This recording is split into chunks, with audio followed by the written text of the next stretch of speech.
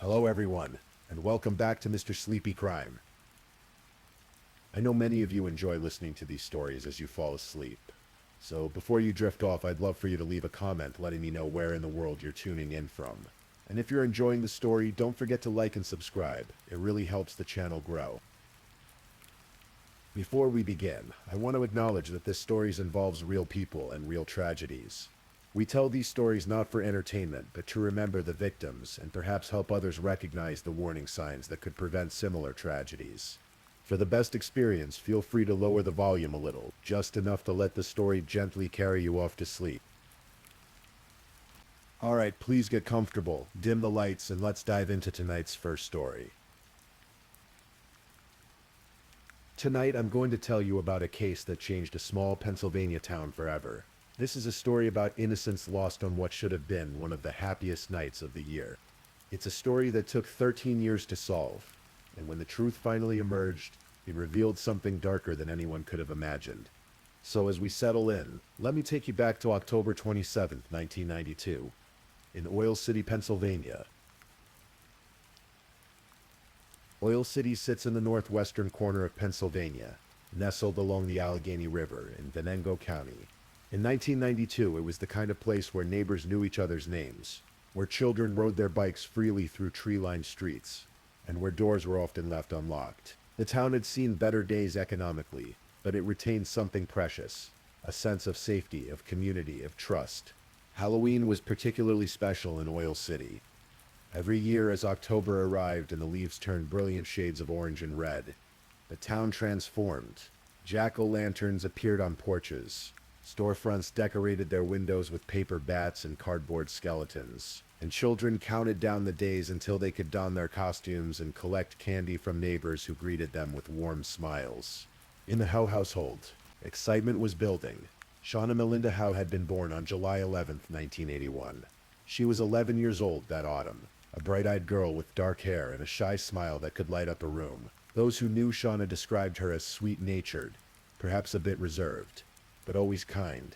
She loved being part of her Girl Scout troop, enjoyed spending time with her family, and like so many children her age, she absolutely adored Halloween. Shauna's parents, Robert Howe and Lucy Brown, had separated, but both remained active in their daughter's life. Shauna split her time between them, and though divorce is never easy for a child, she seemed to handle it well. She had siblings who cared for her, friends who enjoyed her company, and a life that by all accounts was happy and normal. On the morning of October 27th, Shauna woke up with that particular anticipation that only Halloween can bring.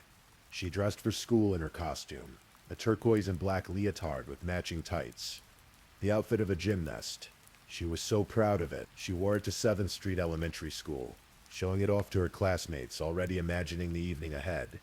After school, Shauna had plans. Her Girl Scout troop was scheduled to visit a local senior living facility to sing for the residents. It was the kind of thoughtful, community-minded activity that Girl Scouts did, bringing joy to elderly folks who might otherwise spend the holiday alone. Shauna participated eagerly, her voice joining those of her fellow scouts in cheerful Halloween songs. Following the singing, the troop was invited to a Halloween party at the Free Methodist Church on Wilson Avenue. It was close to home, just a few blocks away, and Lucy had given her permission to attend. The party was everything a Halloween gathering should be. Games, treats, laughter, and children in costumes, running around with the boundless energy that comes from sugar and excitement. As the evening wore on and the sky darkened, children began leaving the party to head home. Shauna left with a friend around 8 o'clock. They walked together for a bit, chatting about the party, about their costumes, about nothing in particular. Then they reached the point where they had to go their separate ways. They said goodbye. The friend headed toward her own home, and Shauna continued walking alone toward her mother's apartment. She had only 2 blocks left to go. 2 blocks, a 5-minute walk at most. The apartment where her mother and stepfather John waited was right there, practically within sight. But Shauna Howe never made it home. At approximately the same time Shauna was walking those last blocks, a man named Dan Padden was out on the streets of Oil City. He was taking a walk, enjoying the Halloween evening, watching children in costumes darting from house to house. As he walked down West First Street near the corner of Reed Street, something caught his attention. There was a young girl in a leotard, clearly walking home from some Halloween event. And behind her, following her with deliberate intent, was a man. Dan Payton would later describe this man as tall, disheveled, scruffy-looking with unkempt hair and clothing. The man was smoking a cigarette, and he was focused entirely on the girl ahead of him. Payton watched, perhaps initially thinking nothing of it. But then in one swift motion, the man rushed forward. He scooped up the girl, grabbed her around the shoulders, and ran around the corner with her in his arms, where Payton heard a scream. It was cut short, sudden, terrifying.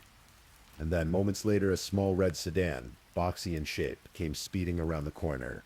Payton noticed it had Pennsylvania license plates, but couldn't make out the numbers. The car sped away into the darkness. Dan Payton's heart must have been pounding.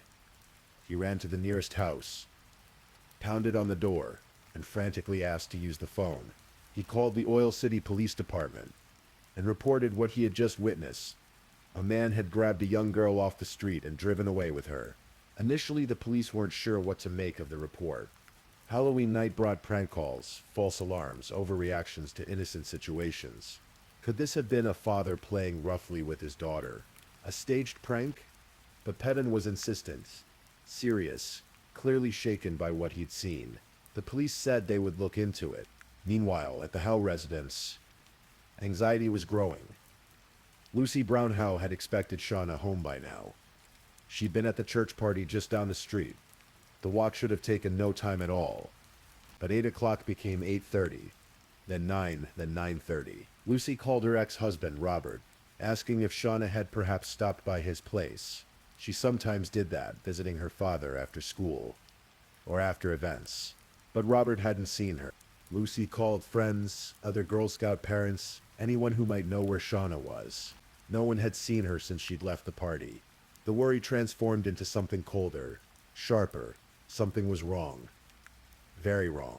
At 10 o'clock that night, 2 hours after Shauna should have been home, Lucy Brown Howe called the Oil City Police Department and reported her daughter missing. The police put it together immediately. The girl Dan Payton had seen being grabbed. The girl in the leotard had to be Shauna Howe. This wasn't a prank. This wasn't a misunderstanding. An 11-year-old child had been abducted off the streets of Oil City on Halloween night. The search began immediately. Police cars flooded the streets of Oil City. Officers went door to door, asking questions, looking for any sign of Shauna or the red sedan. Friends and family members joined the search, calling out Shauna's name into the darkness, checking yards, alleys, anywhere a child might be hidden or hiding. The FBI was contacted. Pennsylvania State Police were called in. As dawn broke on October 28th, the search expanded. Helicopters circled overhead. Volunteers combed through neighborhoods, parks, wooded areas. The local news picked up the story. Shauna's face, her shy smile captured in family photographs, appeared on television screens across Pennsylvania. Lucy Brown Howe made emotional appeals to the public, her voice breaking as she begged for anyone with information to come forward. If someone had her daughter, please, just let her go. Just bring her home. The pain in Lucy's voice was raw, unbearable to hear. A mother's worst nightmare was unfolding in real time, and the entire town was watching it happen. Days passed. October 28th became October 29th. Still no sign of Shauna.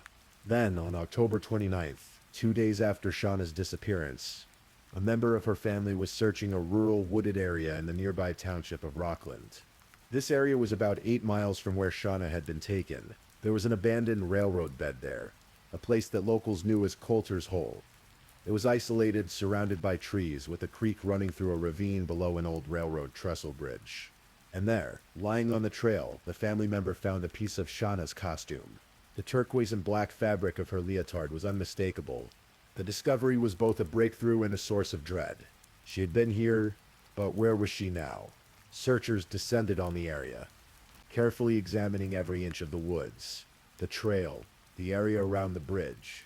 The light was fading as October 29th turned into October 30th.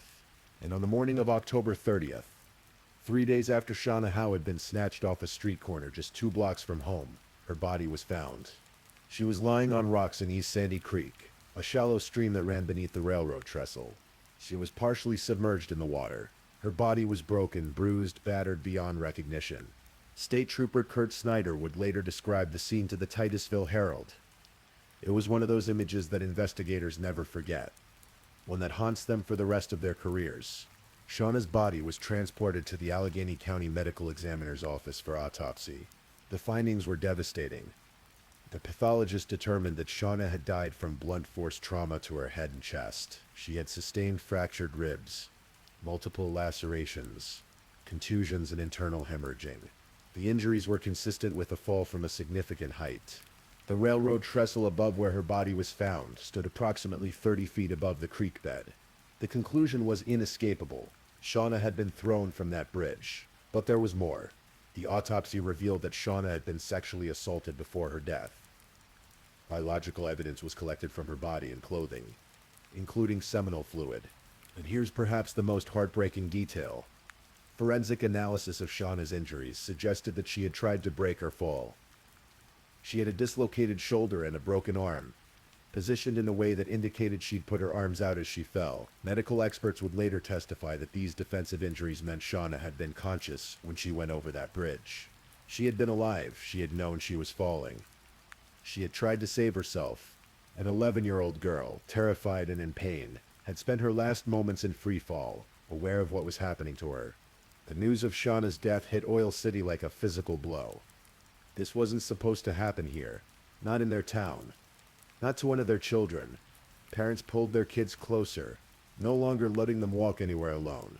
Doors that had once been left unlocked were now bolted. A pall fell over the community that would linger for years. And almost immediately, Oil City made a decision. Halloween as they knew it was over. The town council banned nighttime trick-or-treating. For the next 15 years, children would only be allowed to collect candy in the afternoon. Before dark, many families simply stopped celebrating the holiday altogether. How could they? Every October 27th, every carved pumpkin, every child in a costume would be a reminder of Shauna Howe, of the little girl and the gymnast, Leotard, who never came home. But even as the town mourned, the investigation was just beginning. Who had killed Shauna Howe, and why? Police had a lead from the very beginning, thanks to Dan Payden's eyewitness account. They had a description of the man who grabbed Shauna, tall, disheveled, smoking a cigarette. They had a description of the vehicle, a small, boxy red sedan with Pennsylvania plates. Detectives began compiling a list of everyone in Oil City who owned a vehicle matching that description. They interviewed dozens of people, and one name kept coming up: Eldred Walker, known to everyone as Ted. Ted Walker was a familiar figure in Oil City.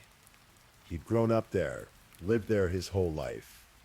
He'd worked at Walmart for a time. He had an 8th grade education, a wife who was now his ex-wife, and a son. People who knew Walker described him as odd, a bit of an outcast, someone who didn't quite fit in but wasn't necessarily considered dangerous. Walker owned a vehicle that matched the description Patton had given, and when police questioned him, his story didn't quite add up. He was evasive, nervous, contradictory. Detectives brought him in for formal questioning multiple times. They searched his home. They took DNA samples from him. The DNA was compared to the biological evidence recovered from Shauna's body, but it wasn't a match. Ted Walker's DNA did not match the semen found on Shauna Howe's leotard or in her mouth. Without the DNA match, and without any other concrete evidence tying Walker to the crime scene, prosecutors couldn't charge him. He was released. And for the investigators, that was a devastating blow. Their primary suspect had been eliminated. The case began to cool. Detectives continued following leads, interviewing people, chasing down tips that came in from across the region. A $15,000 reward was offered for information leading to an arrest. But as weeks turned into months, and months turned into years, nothing panned out. The DNA evidence sat in storage. In 1992, forensic DNA analysis was still relatively new. Limited in what it could do, the sample from Shauna's body had been carefully preserved, but without a match in any database. It was just evidence waiting for technology to catch up. Meanwhile, Oil City tried to move forward, though the wound never healed. Shauna's face remained on missing child posters, even though she wasn't missing anymore. Her case was discussed at town meetings, in churches, at kitchen tables. Parents told their children about her, Using her story as a cautionary tale, Lucy Brown Howe, Shauna's mother, continued to make public appeals, keeping her daughter's memory alive, never letting the town forget. Years passed. 1992 became 1995, then 2000. A new century began. Children who had been in elementary school when Shauna died were now adults themselves. The case file grew thicker with dead ends and false leads, but no arrests were made. It seemed like Shauna Howe's murder might remain unsolved forever. But then in 2002, something changed. By 2002, DNA technology had advanced significantly. What had been impossible or impractical 10 years earlier was now routine. DNA databases had expanded. Testing methods had become more sophisticated, more accurate, able to extract information from smaller samples and older evidence. The Pennsylvania State Police decided to take another look at the biological evidence from Shauna Howe's case. The samples were retested using updated technology, and this time they got a hit. The DNA found on Shauna's body matched a profile in the system. It belonged to a man named James O'Brien. James O'Brien was 30 years old in 2002. He was from Oil City, had lived there his whole life. And at the time the DNA match came through, he was in jail, serving time for attempting to kidnap a woman in Oil City. That's right. James O'Brien had tried to abduct another woman from the same town where Shauna Howe had been taken. He had a criminal record. He was known to police as trouble, and his DNA was a perfect match to the evidence from a murder committed 10 years earlier. But here's what made it even more significant. In 1992, when Shauna was killed, James O'Brien had been mistakenly believed to be in jail on other charges. Because of that assumption, he had never been seriously considered as a suspect. It was a clerical error, a miscommunication, the kind of small oversight that can derail an entire investigation. James O'Brien had been free on October 27, 19. The investigation exploded back to life. The FBI returned to Oil City. Pennsylvania State Police set up a command center, and they began looking closely, not just at James O'Brien, but at his associate. James had a brother, Timothy O'Brien. Timothy was 5 years older, with his own criminal history. In fact, at the time of the DNA breakthrough, Timothy was also in jail, accused of sexually assaulting children. The O'Brien brothers, both criminals, both violent, both with histories of predatory behavior.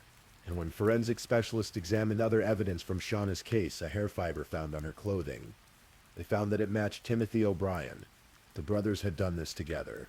But there was one more piece to the puzzle.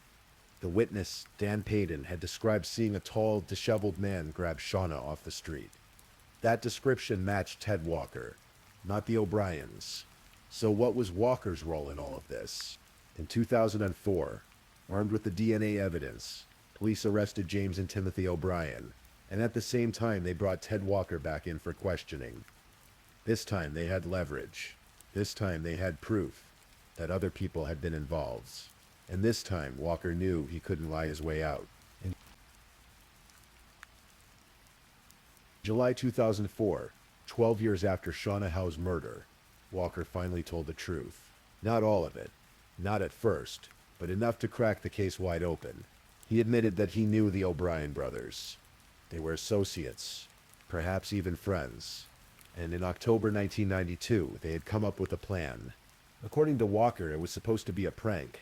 A Halloween prank designed to make the Oil City Police Department look incompetent. The idea was to stage a kidnapping, grab a kid off the street, stash the child somewhere for an hour or two while police ran around panicking, then release the kid unharmed and have a laugh at the police's expense.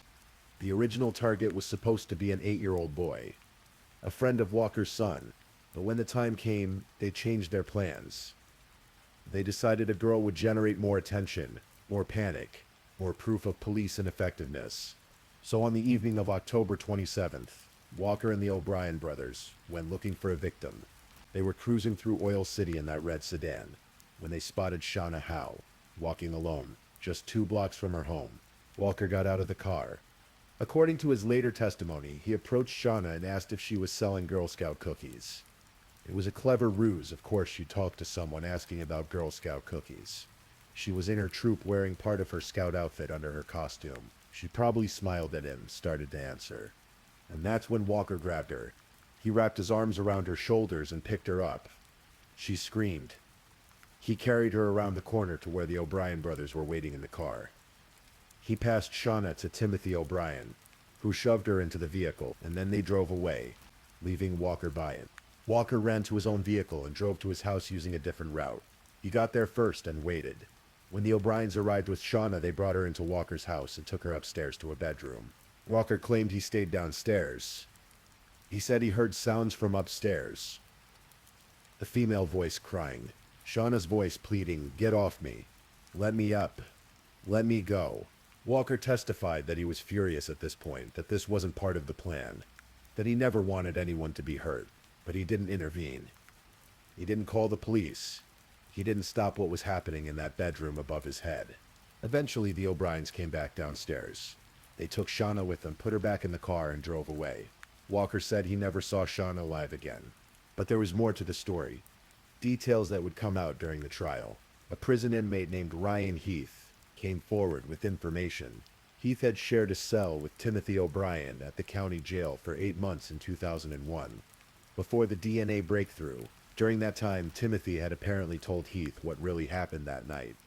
According to Heath, the O'Briens had put Shauna in the trunk of their car.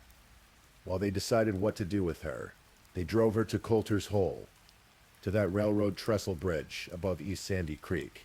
They took her out of the trunk, and they threw her off the bridge. She was alive when they threw her. An 11-year-old girl, sexually assaulted, terrified, calling for help. And they threw her off a 30-foot bridge into a rocky creek bed and left her there to die. In September 2005, Ted Walker accepted a plea bargain. In exchange for testifying against the O'Brien brothers, he would plead guilty to kidnapping and third-degree murder instead of facing more serious charges. His sentence, 20 to 40 years in prison. The deal was controversial. Many in Oil City felt Walker deserved life in prison, that he was just as guilty as the brothers. But prosecutors needed his testimony. Without it, they might not be able to convict the O'Brien. In October 2005, exactly 13 years after Shauna's murder, the trial of James and Timothy O'Brien began. It was held in Venango County Court in Franklin, Pennsylvania. Because of the intense publicity surrounding the case in Oil City, jurors were brought in from Indiana County to ensure an impartial panel. The courtroom was packed every day. Shauna's family sat in the front rows, Lucy Brown Howe holding hands with other relatives, listening to testimony that ripped open old wounds. The town of Oil City sent representatives, people who had searched for Shauna, who had never forgotten her, who needed to see justice done. The prosecution presented the DNA evidence, Walker's testimony, and the account from Ryan Heath. They presented forensic evidence showing that Shauna had been alive when she fell from the bridge, that she had tried to save herself. They presented the horror of what had been done to this child, methodically building their case. The defense tried to argue that Walker was the real killer, that he had acted alone and was now trying to frame the O'Brien brothers to save himself. They pointed out inconsistencies in Walker's story, his history of lying to investigators, but the DNA evidence was damning. It was James O'Brien's DNA on Shauna's body. It was Timothy O'Brien's hair on her clothing. The jury visited the scene at Coulter's Hole, standing at the railroad trestle, looking down at the creek bed 30 feet below where Shauna's broken body had been found. They saw the 2 orange traffic cones tied end to end, marking the spot. They understood what had happened there. After 2 weeks of testimony, the jury deliberated for 16 hours over 2 days. The wait must have been excruciating for Shauna's family, for the investigators who had worked this case for 13 years, for the town that had waited so long for answers. And on October 26, 2005, the verdict came in. James O'Brien, guilty of second-degree murder, third-degree murder, kidnapping, involuntary deviant sexual intercourse, and conspiracy. Not guilty of first-degree murder and rape. Timothy O'Brien, guilty of second-degree murder, third-degree murder, kidnapping, involuntary deviant sexual intercourse, and conspiracy. Not guilty of first-degree murder and rape. The not guilty verdicts on first-degree murder meant the jury didn't find premeditation, didn't believe the brothers had planned from the start to kill Shauna. But the second-degree murder convictions were still enough for the maximum sentence. Life in prison without the possibility of parole. As the verdicts were read, Lucy Brown Howe and her family embraced, held hands, bowed their heads. Some wept. After 13 years, there was finally justice for Shauna. The judge presiding over the case would later add extra time to the brothers' sentences for other charges, ensuring they would never ever walk free. In his remarks, the judge said the O'Brien brothers had shown absolutely no remorse for their despicable conduct, and that society needed to be protected from them forever. James O'Brien is currently imprisoned at the State Correctional Institution in Phoenix in Collegeville, Pennsylvania. Timothy O'Brien is at a different facility. They are both now in their 50s, and they will die in prison. Ted Walker served his time at the State Correctional Institution in Albion in Erie County. He died there in November 2022 at the age of 63, having served 17 years of his sentence. He died on October 30th, exactly 30 years to the day after Shauna Howe's body was discovered. The timing seemed almost poetic, a final accounting. In the years following the convictions, Oil City slowly began to heal, but the scars remained. The Halloween ban stayed in place for another 3 years after the trial. But in 2008, a group of young people, led by a girl named Elizabeth Ropes, who had been in 5th grade when Shauna was killed, petitioned the town council to restore nighttime trick-or-treating. They argued that Shauna had loved Halloween, that keeping the ban in place meant letting her killers continue to steal joy from Oil City's children. The petition succeeded. In 2008, 16 years after Shauna's death, children in Oil City were finally allowed to trick-or-treat after dark again. Though even now, the town restricts the hours, not allowing it to go past 8 o'clock. That was the time Shauna was taken. Lucy Brown Howe became an advocate for victims' rights. She channeled her grief into helping other families, into making sure no other mother would have to go through what she'd experienced. She kept Shauna's memory alive, not as a tragedy, but as a reminder of a bright, kind, beautiful girl who deserved better. The case has been featured on numerous true crime programs over the years. Investigation Discovery produced an episode. Podcasts have covered it. Shauna's story has been told and retold, a cautionary tale, a murder mystery, a testament to the persistence of investigators who never gave up.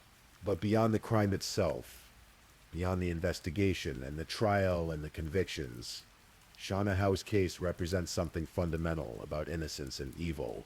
It reminds us that monsters are real, that they live among us, that they can look like neighbors and coworkers and familiar faces. It reminds us that small-town safety is sometimes an illusion, that tragedy can strike anywhere. And it reminds us that even when evil wins, even when innocence is stolen, there are still people who fight for justice. Detectives who work cases for 13 years, refusing to let them go cold. DNA scientists who retest old evidence with new technology. Witnesses who come forward even when it's dangerous. Families who never stop demanding answers. The investigation into Shauna Howe's murder was led by dozens of people over more than a decade. FBI agents, Pennsylvania State Police troopers, local cops from Oil City, forensic specialists, prosecutor. One retired FBI agent would later say that the Shauna Howe case was the one that defined his career. The one he thought about most, the one he'd never forget. Because some cases stay with you. Some victims become more than just names in a file. Shauna Howe was 11 years old. She was walking home from a party. She was 2 blocks from safety. And 3 men decided to destroy her life for no reason beyond cruelty and their own twisted gratification. Even now, years after the convictions, some questions remain unanswered. Did Ted Walker tell the whole truth? He maintained until his death that he didn't know the O'Briens were going to hurt Shauna, that it was supposed to be just a prank. But he heard her crying in his house. He heard her begging them to stop, and he did nothing. How culpable was he? Should he have received a harsher sentence? What really happened in those hours between when Shauna was grabbed off the street and when she was thrown from the bridge? The full details were never made public, likely to spare the family additional anguish. But the autopsy report and trial testimony paint a horrifying picture of a child's final hours. Why did they do it? The prank explanation never quite made sense. Even if they'd initially intended just to grab someone as a Halloween joke, why did it escalate so catastrophically? What kind of people decide to sexually assault and murder a child? The psychological profiles of the O'Brien brothers suggest they were predators. Men who'd already demonstrated violent tendencies, particularly toward vulnerable people.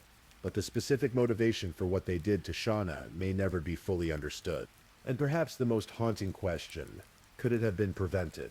The DNA match that broke the case in 2002 relied on technology that didn't exist in 1992. But James O'Brien had a criminal record. Even then, Timothy O'Brien was known to police. If they'd been investigated more thoroughly at the time, if someone had connected the dots, could Shauna have been the last victim instead of one of many? These are the questions that keep investigators up at night.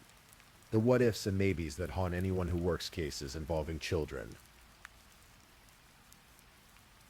Today, Shauna Howe would have been 43 years old. She would have graduated high school in 1999, college in 2003. She might have had a career, a family of her own, children who called her mom. She might have stayed in Pennsylvania, or moved away to explore the world. She might have done anything, been anyone, lived a full and happy life. Instead, her life ended at 11 on a rocky creek bed beneath a railroad bridge, alone and in pain. But her memory endures. In Oil City, there are memorials to Shauna. Her case is taught in criminal justice courses as an example of how DNA technology can solve cold cases. Her story has prompted legislative changes in Pennsylvania regarding child safety and victim notification. And every October 27th, people in Oil City remember, they light candles. They visit the spot where she was taken. They think about the little girl in the gymnast costume who just wanted to walk home from a party. Lucy Brown Howe has said that while justice was served, nothing can fill the hole left in her heart. She would rather have her daughter than have the men who killed her behind bars. But since she can't have that, she takes comfort in knowing they'll never hurt another child. The case of Shauna Howe teaches us several things. It shows us the importance of preserving evidence, even when a case seems unsolvable. That DNA from 1992 sat in storage for a decade before technology caught up and identified the killers. Every piece of evidence matters. Every case deserves to be preserved. It shows us that witnesses are crucial. Tan Peden, the man who saw Shauna being grabbed, provided the description that eventually led to Ted Walker. Without his willingness to get involved, to call police, to report what he saw, the investigation might never have gotten off the ground. It shows us that time doesn't heal all wounds. The families of murder victims carry their grief forever. 13 years passed between Shauna's death and her killer's convictions. And every one of those years was agony for Lucy Brown Howe and her family. And it shows us that evil exists. It exists in small towns and big cities, in familiar faces and strangers, in people who seem normal and people who seem off. We want to believe that places like Oil City are safe, that children can walk 2 blocks home without fear. But the truth is more complex, more frightening. The truth is that we must be vigilant, must protect the vulnerable, must never assume that it can't happen here, because it can happen anywhere. It happened in Oil City, Pennsylvania on October 27th. It happened to Shauna Howe. The story of Shauna Howe is one of the most tragic cases in Pennsylvania's history. An innocent child, taken for no reason, subjected to horror, and discarded like trash. 3 men whose actions destroyed not just one life but wounded an entire community. But it's also a story about perseverance, about investigators who refused to give up, about a mother who demanded justice, about a town that came together in grief and eventually in healing. Shauna's case was solved. Her killers were caught. They will never walk free. In a world where so many crimes go unpunished, where so many families never get answers. That counts for something. Tonight, as you drift off to sleep, perhaps think about Shauna Howe. Not about her death, but about her life. About the bright-eyed girl who loved Halloween, who sang with her Girl Scout troop, who was excited about a party and a costume and all the simple joys of childhood. Remember her as she was, not as she became. Remember her smile. Remember her name. Shauna Melinda Howe, July 11, 1981, to October 27, 1992. 11 years old. Taken too soon. Never forgotten.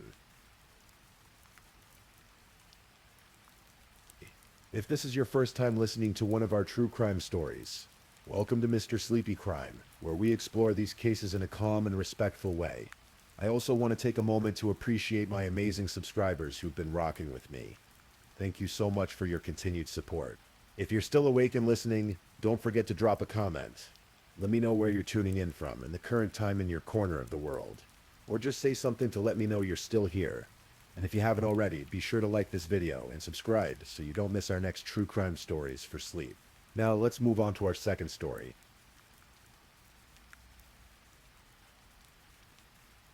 Story 2. Tonight's story takes us to Denver, Colorado, in the summer of 2020.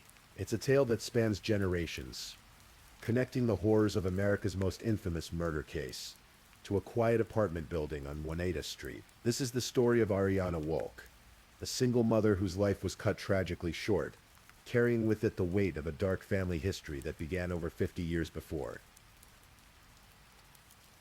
Let me take you back to September 26, 1979. The Sierra foothills of Northern California, on a street with the hopeful name of Easy Street in Penn Valley, a baby girl came into the world. Her name was Ariana Jean Wolk, and she was born at home with the help of a local midwife named Penny Jean. Those who knew Ariana as a child remember her as happy and sweet, with a natural kindness that seemed to radiate from her.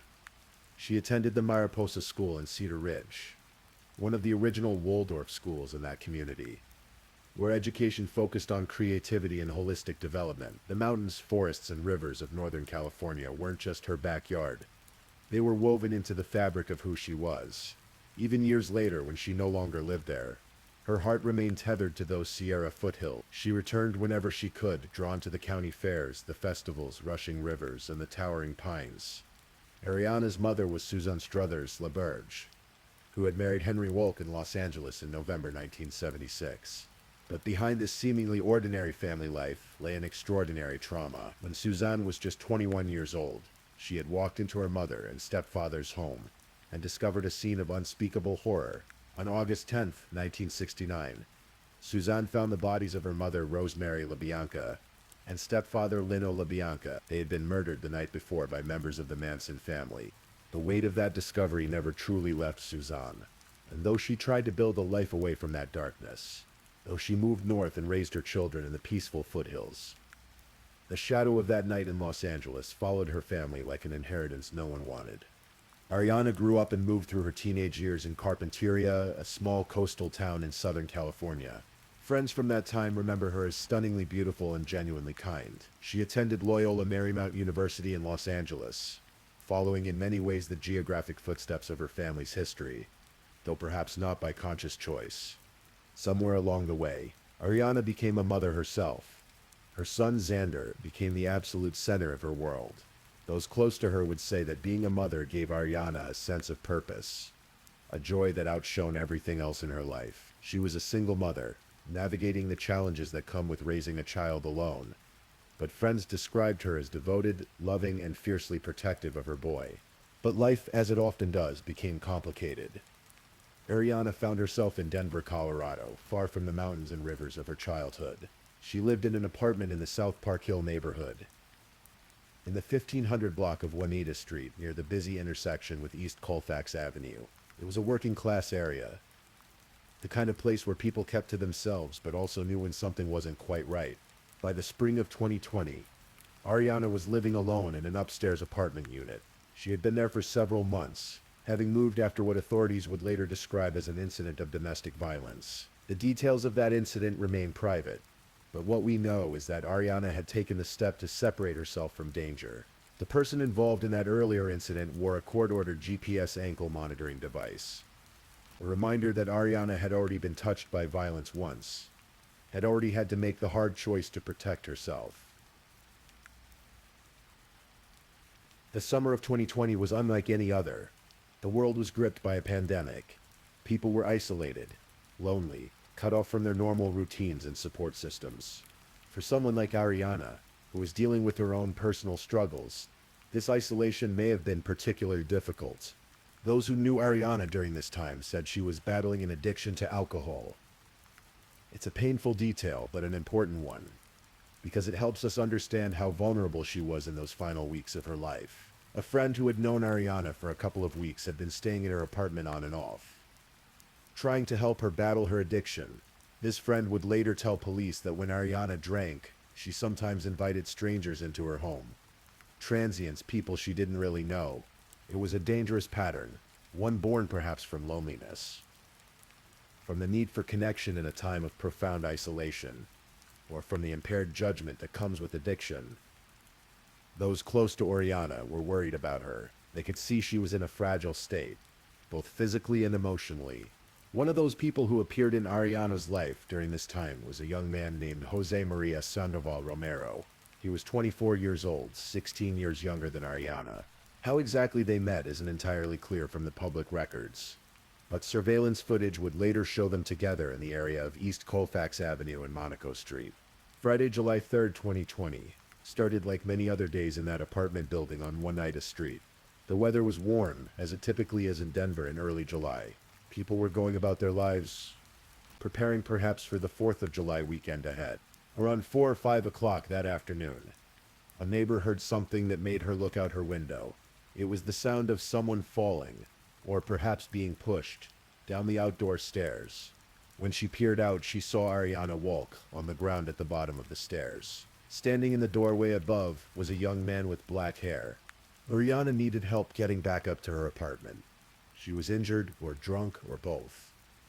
The neighbor watched as the young man helped her inside. Later that evening, that same young man came to the neighbor's door. He asked if she wanted to smoke marijuana with him. The neighbor declined, but she noticed something in his demeanor, something in the way he spoke. He told her that Ariana had been threatening to hurt herself. It was an odd thing to say to a neighbor you barely knew. The man then returned to Ariana's apartment. The evening wore on. The sun began to set over Denver's skyline. Somewhere between 8:15 and 8:30 p.m., another neighbor saw the young man again.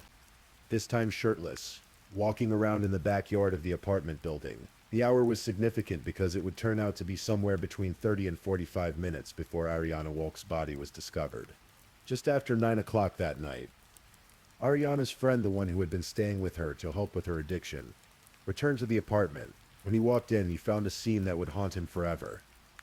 Ariana was lying in her bed, unresponsive, in a pool of blood. She had suffered sharp force injuries to her neck, multiple stab wounds that had ended her life. Her arms and hands bore defensive wounds, indicating she had tried to fight off her attacker. She had struggled. She had tried to survive. The friend called 911. Denver police officers and paramedics rushed to the scene, arriving shortly before 5:45 a.m. on July 4th. Though the timestamp seems inconsistent with the timeline, suggesting perhaps the confusion of that terrible night. When first responders entered that apartment, they knew immediately that there was nothing they could do. Ariana Jean Walk was pronounced dead at the scene. She was 40 years old.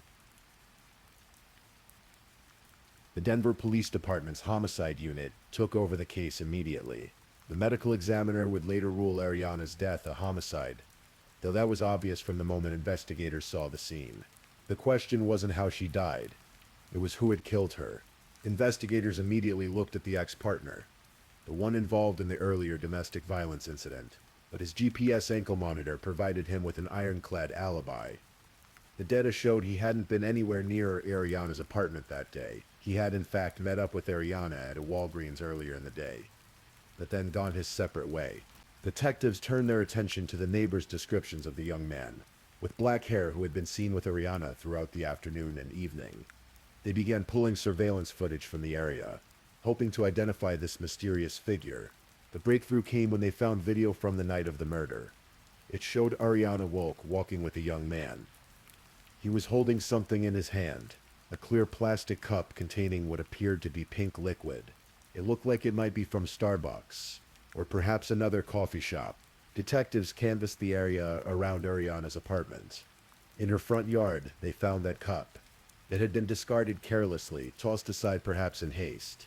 The cup became the key piece of physical evidence in the case. Forensic technicians carefully collected the cup and processed it for fingerprints. When those fingerprints were run through the system, they got a hit. The prints belonged to Jose Maria Sandoval Romero, a 24-year-old man. The video footage had also captured something else. A distinct red tattoo on Sandoval Romero's forearm, a marking that would help confirm his identity. 4 days after Ariana's murder, on July 7th, 2020, police tracked Sandoval Romero to Colorado Springs, about 70 miles south of Denver. When officers took him into custody, they noticed something significant. He had 2 separate, partially healed cuts on his right hand. Forensic experts would later note that these injuries were consistent with a knife licking during stabbing motions, the kind of injury an attacker might sustain while killing someone. Sandoval Romero was brought in for questioning, and there in the interview room, he made a confession that would seal his fate. He admitted that he had stabbed Ariana Walk multiple times in her bedroom. After killing her, he had fled the scene. He had discarded his bloody clothes in a trash bin somewhere between Denver and Colorado Springs. Then he had run, putting distance between himself and what he had done. The confession raised as many questions as it answered. What had led to this violence? What had happened in those hours between the afternoon, when neighbors saw him helping Ariana up the stairs, in the evening when he stabbed her to death? Had there been an argument? Had something triggered his rage? Or was this simply a senseless act of violence against a vulnerable woman? The Denver District Attorney's Office moved quickly. On July 16, 2020, they announced that Jose Sandoval Romero had been charged with 1 count of first-degree murder. The charge carried the weight of premeditation, suggesting that prosecutors believed this wasn't a crime of passion or a sudden fight gone wrong, but rather a deliberate act. For months, Ariana Walk's murder was a local Denver crime story. It was tragic. Certainly a single mother stabbed to death in her home, leaving behind a young son, but it didn't make national headlines. Then, in December 2020, 5 months after Ariana's death, a British tabloid published a story that connected Ariana's murder to one of the most notorious crimes in American history. The connection sent shockwaves through the true crime community and brought Ariana's case to national attention. Ariana Walk, it turned out, was the granddaughter of Rosemary LaBianca, one of the victims of the Manson family murders. On August 9, 1969, members of Charles Manson's cults, specifically Patricia Krenwinkel, Leslie Van Houten, and Charles Tex Watson, broke into the Los Angeles home of Leno and Rosemary LaBianca. The LaBiancas had just returned from a trip. They had no idea that earlier that same night, other members of Manson's followers had murdered actress Sharon Tate and 4 others at a house on Cielo Drive. Manson himself entered the LaBianca home first and tied up the couple. Then he sent his followers in to complete the killing. Leno and Rosemary were separated. Rosemary taken to the master bedroom. Leno left in the living room. Both had pillowcases secured over their heads with lamp cords. What followed was a frenzy of violence. Leno LaBianca was stabbed multiple times, and the word war was carved into his abdomen.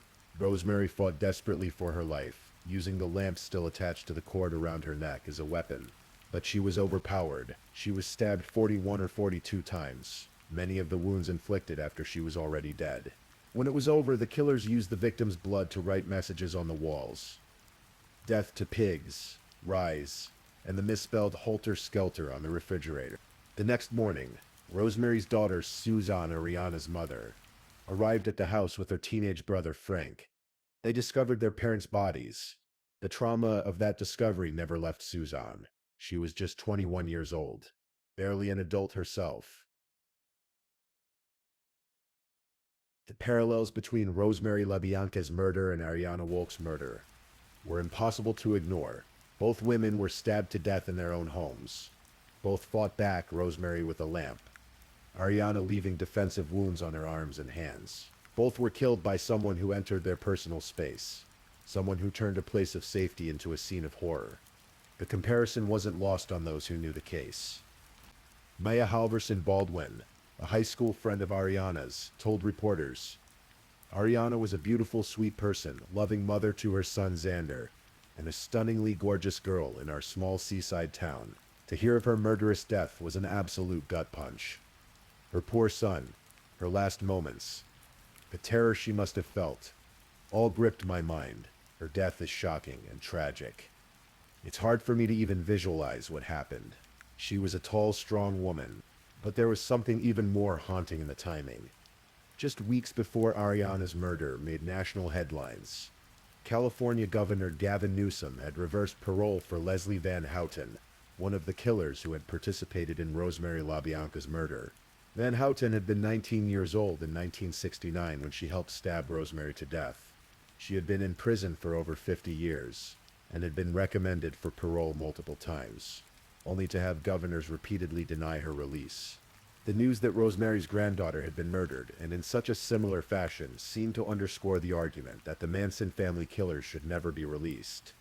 The violence they had unleashed hadn't ended in 19... It had rippled forward through time, through generations, leaving broken families and traumatized survivors in its wake. Ariana's family was devastated. Her sister Rami set up a GoFundMe page to help bring Ariana's body back to California for burial. In the description, she painted a picture of the sister she had lost, born on Easy Street, delivered by a beloved midwife, raised in the Sierra foothills she never stopped loving. She was a very happy, sweet, kind, loving child, and gifted her family with many fond memories. Rami wrote, "The family wanted to bury Ariana at Purissima, a natural green burial preserve near Half Moon Bay. It was a place of beauty and peace, overlooking the Pacific Ocean, but bringing a body across state lines is complicated and expensive, especially under the circumstances of a murder investigation. The family reached out for help, and the community responded."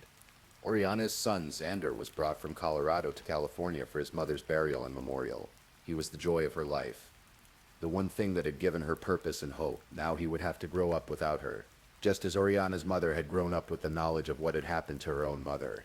Another GoFundMe was set up specifically as a trust fund for Xander. The goal was to provide some financial security for a boy who had lost everything: his mother, his home, his sense of safety in the world. As of the court records available, Jose Sandoval Romero was scheduled for multiple court appearances, starting with his second advisement on July 17, 2020. The case moved through the legal system, though much of the proceedings remained sealed from public view as the investigation continued. The question everyone wanted answered was simply why. What had motivated a 24-year-old man to brutally murder a 40-year-old woman he had apparently just met? Was it drugs? Was it money? Was it simply the dark impulse of a violent person who saw an opportunity? Some speculated that Ariana's vulnerabilities, her addiction, her isolation, her pattern of inviting strangers into her home, had made her a target. Others wondered if there was some connection between Sandoval Romero and the earlier domestic violence incident, though investigators found no evidence of that. The truth, if Sandoval Romero knows it, remains largely unspoken.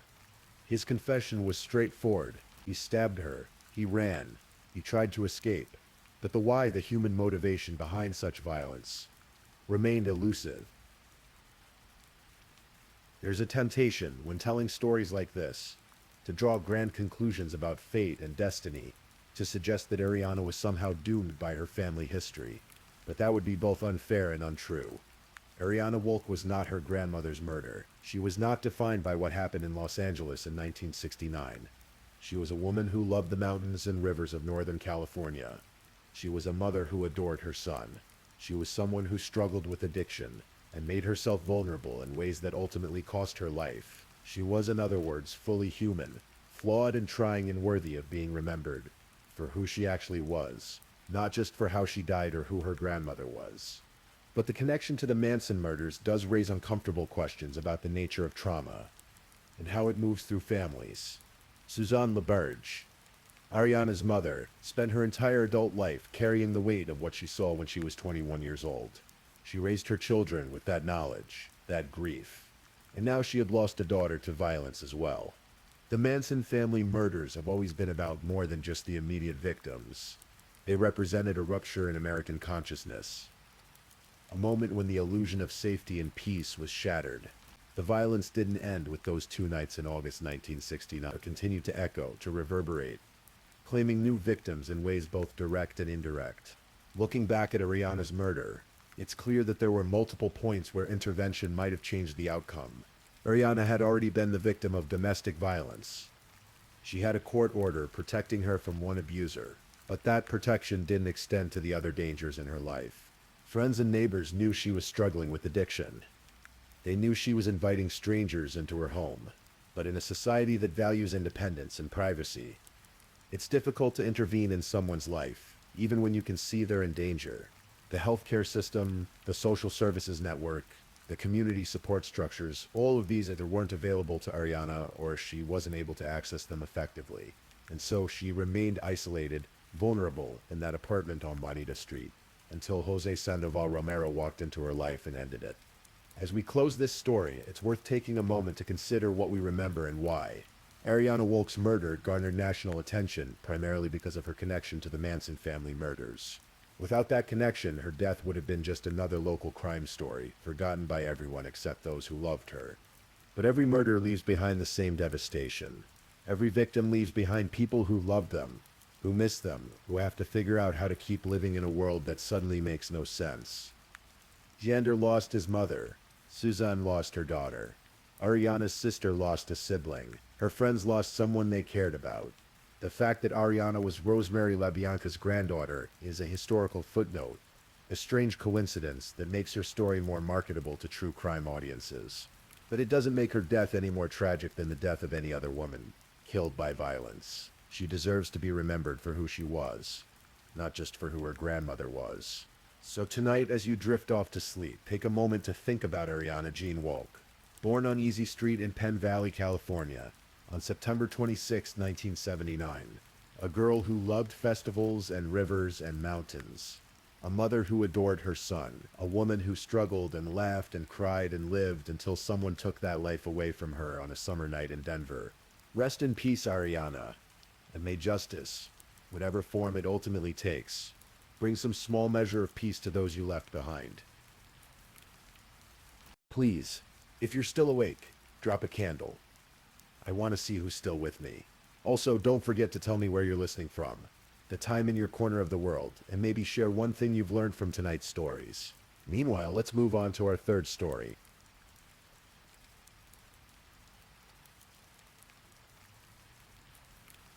Story 3. Tonight I want to tell you about a story that reminds us why it's so important to speak up when something doesn't feel right. This is the story of Alicia Bromfield, a young woman who had her whole life ahead of her, and how one terrible night changed everything for her family, and eventually for countless others across the country. So as we settle in, let me take you back to August of 2012, to a place called Plainfield, Illinois. Alicia Bromfield was 21 years old in the summer of 2012. Born on August 28, 1990, in Will County, Illinois, she was the kind of young woman who radiated energy and possibility. Her friends described her as strong-willed, always ready to help others, the kind of person who lit up a room just by walking into it. She had graduated from Joliet Catholic Academy and was now attending Western Illinois University, pursuing a double major in forensic psychology and criminal justice. She was just one semester away from graduation. One semester. After years of hard work, late nights studying, balancing work and school, she was so close to achieving her dreams. But Alicia wasn't just focused on her education. She was also preparing for something else, something that filled her with equal parts excitement and determination. She was 6.5 months pregnant with a baby girl she'd already named Ava Lucille. The pregnancy wasn't planned. The father, someone she'd met in college, had made it clear he didn't want to be involved. But that didn't discourage Alicia. She was going to be a single mother, and she was ready for it. Her mother, Sherry Anijich, remembered telling her daughter, "Alicia, you're going to be 2 peas in a pod with your daughter," and she believed it. Alicia was the type of person who, when faced with a challenge, didn't back down. She faced it head on. To prepare for Ava's arrival, Alicia had been carefully managing her finances. She worked for Grand Flower Growers, a company that supplied floral displays to Home Depot stores. It was seasonal work, which meant she would have paid winters off. Perfect timing for when the baby would arrive. She couldn't afford to lose that job. As a young woman about to become a mother, she needed the stability, the health benefits, the security that came with steady employment. But there was a problem at work, a big problem. And his name was Brian Cooper. Brian Cooper was 36 years old. In 2012, he worked as a regional manager for Grand Flower Growers, overseeing multiple Home Depot locations in northern Illinois. On paper, he was Alicia's supervisor, but in reality, he was something far more sinister. Alicia had known Brian for years. She'd started working at Home Depot when she was just 16 years old, stocking flower displays in the garden center. Back then, Brian seemed like just another boss, someone she'd have to deal with as part of the job. But over time, something changed. Brian's interest in Alicia became increasingly inappropriate, increasingly possessive, increasingly dangerous. It started with small things, comments that made her uncomfortable, the way he'd look at her, how he'd find excuses to be near her, to talk to her, to insert himself into her life. He began calling her his girlfriend to other employees.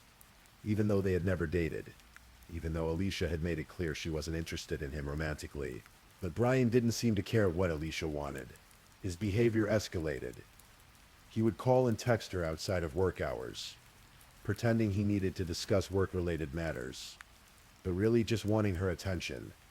He would force her to accompany him on business trips. On one occasion, he insisted they share a hotel room. At work, in front of customers and coworkers, Brian would scream obscenities at Alicia. He called her vile names, slut, whore, words that no one should have to hear, especially not in a professional environment. He would throw things, slam garden center equipment around the parking lot in fits of rage, all while yelling at her. If he thought she was going to spend her lunch break with another man, he would deny her the break entirely. He was controlling her, monitoring her, both during work hours and outside of them. And Alicia wasn't Brian's first victim. Before her, there had been Jessica, a recent high school graduate who had also worked in the garden center. Brian had fixated on Jessica first, introducing her as his girlfriend, making comments about his genitals, rubbing himself against her, forcing her to take road trips alone with him while he made sexual comments. Jessica had complained to her group leader, who admitted that other employees had also complained about Brian, and that even she felt uncomfortable working with him. But nothing substantial was done. Eventually, Jessica quit. She simply couldn't take it anymore. After Jessica left, Brian turned his full attention to Alicia. Alicia complained. She complained multiple times to managers and supervisors. She told them about Brian's behavior, about the verbal abuse, the intimidation, the way he made her feel unsafe. She specifically said she never wanted to be alone with him. The managers acknowledged they knew about his behavior. They knew. One of them even ordered Brian to attend anger management classes. But here's the thing. Brian never completed those classes, and nobody followed up to make sure he did. Nobody checked. Nobody enforced any real consequences. Brian was allowed to remain as Alicia's supervisor, continuing to wield power over her employment, over her livelihood, over the job she desperately needed as a soon-to-be single mother. This went on for 5 years. 5 years of escalating harassment, escalating control, escalating fear. And through it all, Alicia kept working, kept trying to finish school, kept preparing for her daughter's arrival. She was trapped between needing the job and being terrorized by the man who controlled whether or not she kept it. In the summer of 2012, Brian Cooper's sister was getting married. The wedding was planned for August 18th, a Saturday at a beautiful resort in Door County, Wisconsin. Door County is a picturesque area along Lake Michigan, about 4 hours north of Chicago. It's the kind of place where people go to escape, to rent cabins, to enjoy the scenery. It's peaceful, idyllic. The last place you'd expect something terrible to happen. Brian wanted Alicia to go to the wedding with him. He asked her to be his date. Alicia said no. She didn't want to go. She didn't want to spend a weekend away with Brian. Didn't want to be trapped in a car with him for 4 hours each way. Didn't want to give him any reason to think there was something romantic between them. But Brian wasn't taking no for an answer. He told Alicia that if she didn't go with him to the wedding, he would fire her, or he would reduce her hours to the point where she couldn't survive financially. He threatened her job, her livelihood, her ability to provide for her unborn child. He used the one thing he had power over, her employment, to force her compliance. What choice did Alicia have? She was 7 months pregnant. What other employer would hire her in that condition? She needed this job. She needed the income, the health insurance, the paid winter leave that would come right when Ava was born. So despite every instinct telling her not to go, despite the fear she must have felt, Alicia agreed. On Wednesday, August 15th, Sherry Anachij watched as Brian Cooper drove away from their home with her daughter in the passenger seat. It was the last time Sherry would see Alicia alive. Years later, she would recall that moment, with the particular agony that comes from not knowing, from waving goodbye to someone you'll never see again, from the crushing weight of hindsight. Alicia and Brian made the 4-hour drive to Door County. Brian had booked them a room at the Sand Bay Beach Resort, just one room. For both of them, even though they weren't dating, even though Alicia had made it clear multiple times that she didn't want to be alone with him. The wedding took place on Saturday, August 18th. It was an outdoor ceremony, beautiful by all accounts. There are photographs from that day, photographs that would later be examined as evidence, analyzed by investigators, shown in court. In one of those photos, Alicia and Brian stand together among the wedding guests. Alicia is visibly pregnant, wearing a dress, managing a smile. Brian is beside her. To anyone looking at that photo without context, they might just see two people at a wedding, but knowing what happened next makes that image haunting. As the evening progressed, Brian drank. He drank a lot. Alcohol fueled his emotions, lowered what little inhibitions he might have had, amplified his obsession with Alicia. Witnesses at the wedding later testified about how much he'd had to drink, what his behavior was like, whether he seemed out of control or still aware of his actions. These details would become crucial later, for reasons that no one could have predicted. After the wedding reception ended, Brian and Alicia returned to their hotel room at the Sand Bay Beach Resort. It was late. Alicia was tired. She was 7 months pregnant. She'd spent the day at a wedding, standing, socializing, probably uncomfortable. She just wanted to sleep. They had separate beds in the room. Alicia went to hers, but Brian wasn't ready to let the night end. According to his later confession, he kept trying to make plans with Alicia for the next day. He wanted to watch a movie with her. He wanted to spend more time together. He was relentless, pushing, not accepting that Alicia just wanted rest. Finally, Alicia had enough. She told him in no uncertain terms that when they got back to Illinois, they would no longer be friends. She was done. Done with his obsession, done with his control, done pretending that any of this was normal or acceptable. She was drawing a line, setting a boundary that she should have been able to set years ago without fear of losing her job. Brian snapped.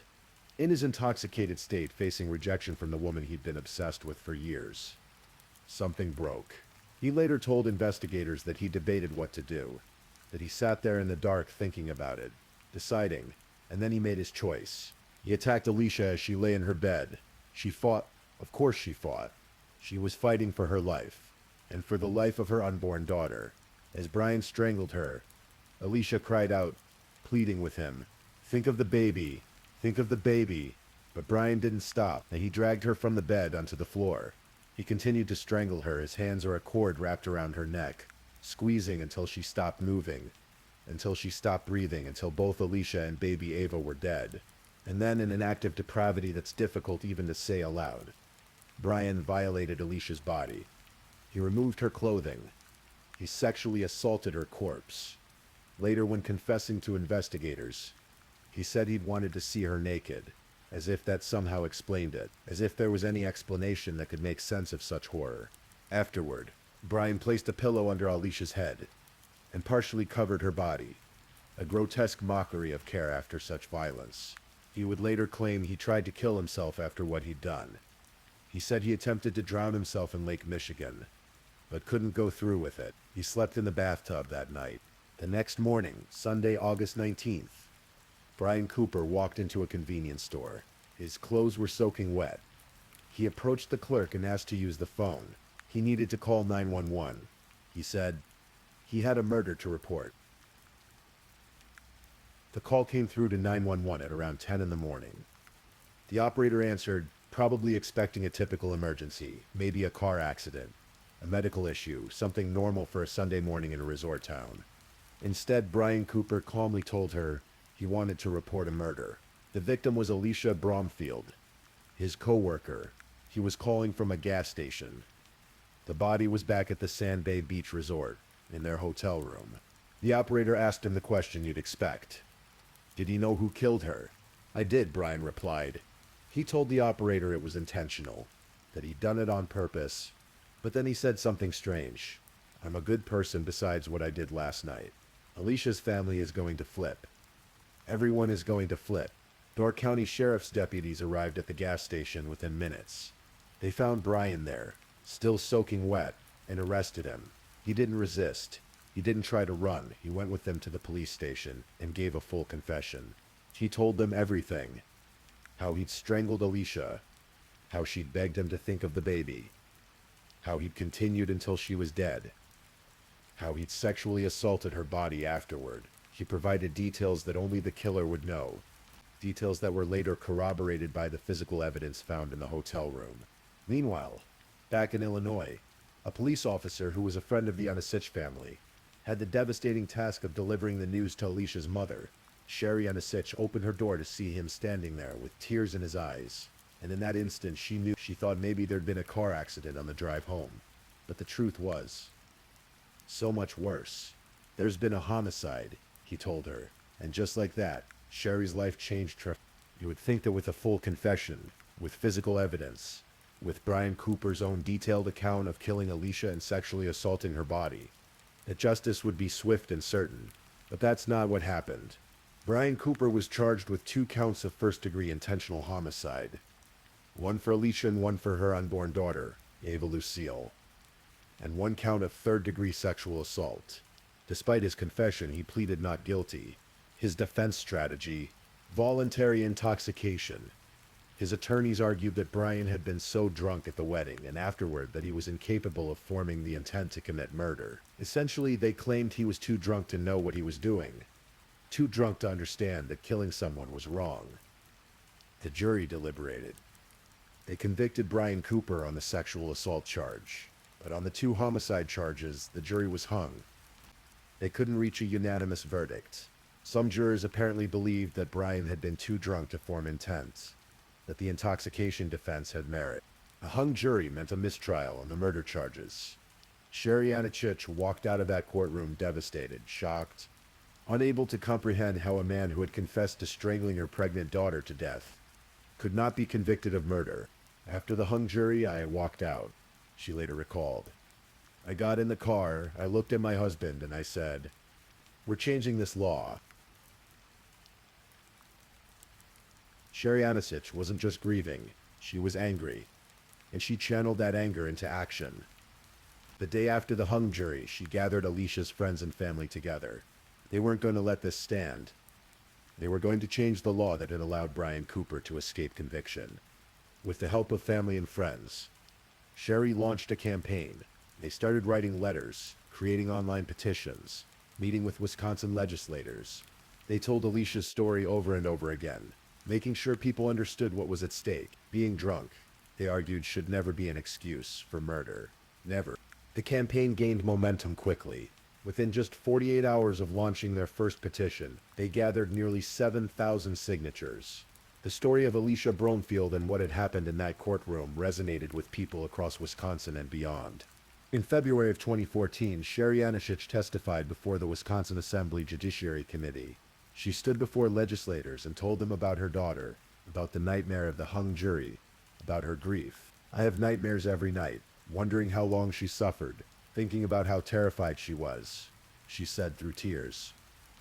"Every mother wants to protect her child, and I was not able to do this." Her testimony moved lawmakers to tears. The committee voted 9-0 to pass Assembly Bill 780, which would eliminate voluntary intoxication as a defense for murder. The full assembly voted soon after, and then the Senate followed suit.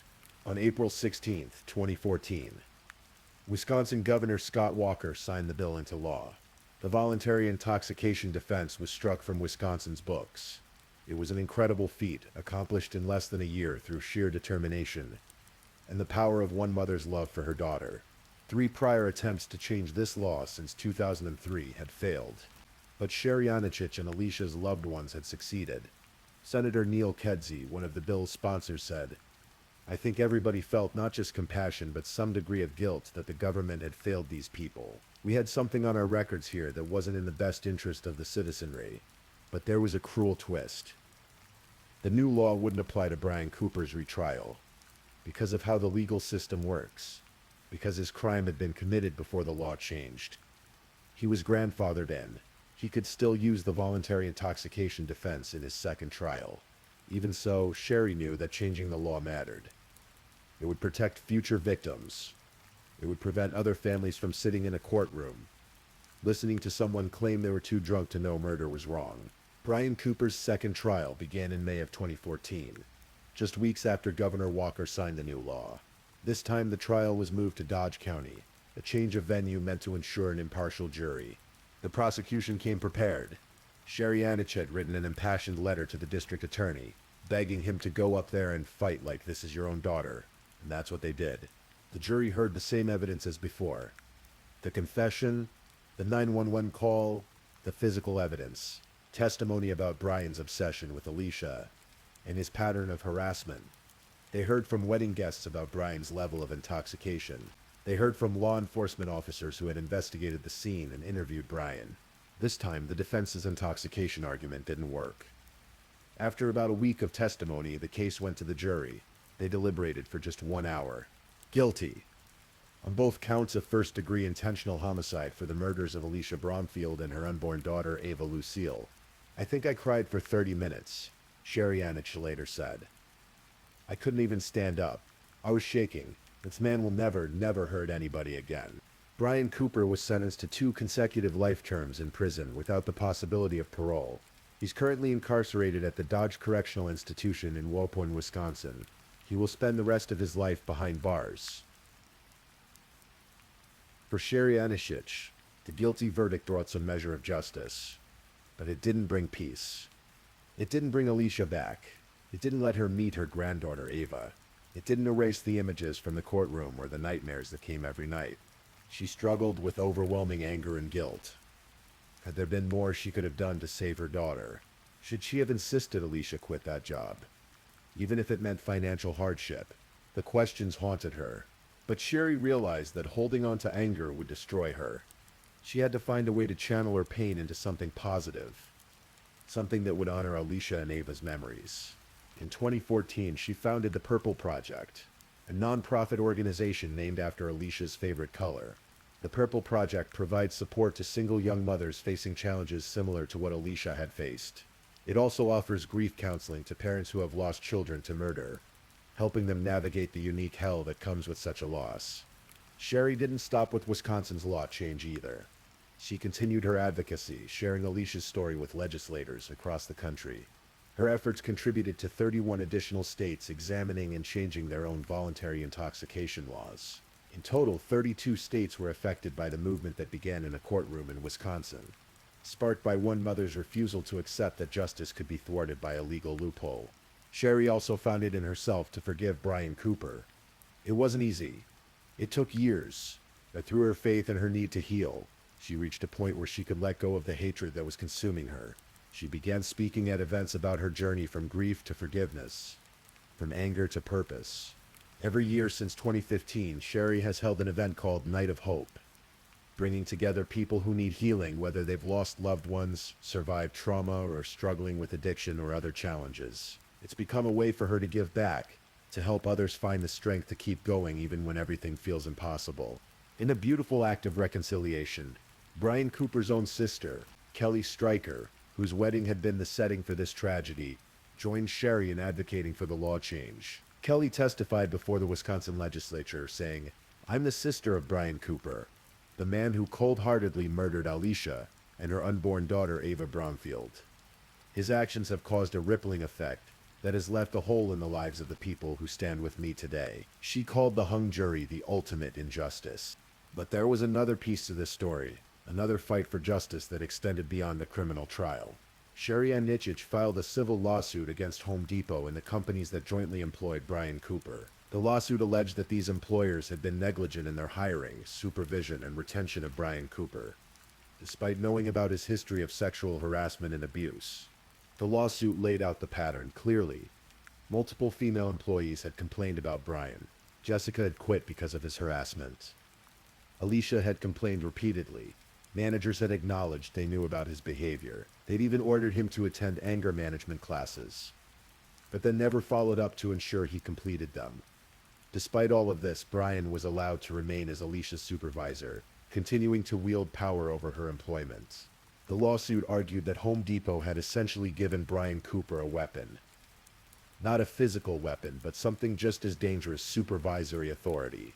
He'd used that authority to threaten Alicia's job if she didn't go to the wedding with him. He'd used his power as her boss to force her into the situation that led to her death. Initially, a federal district court dismissed the lawsuit.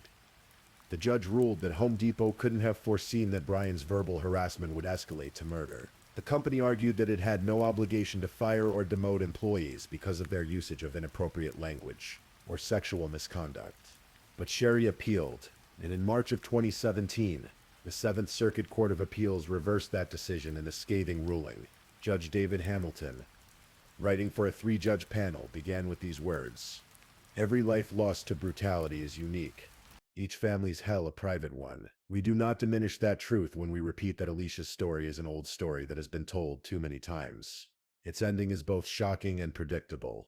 The court made it clear that Home Depot's arguments minimized the severity of Brian's behavior. In a footnote, Judge Hamilton wrote that the company's characterization of Brian's behavior as rude and mean to inanimate objects, and calling the wedding trip a date, showed what might be described generously as excessive zeal by advocates. The judge was clearly appalled by Home Depot's statement that Brian had just made a few mistakes. The appeals court ruled that a jury should decide whether Home Depot and the other employers were liable for Alicia's death.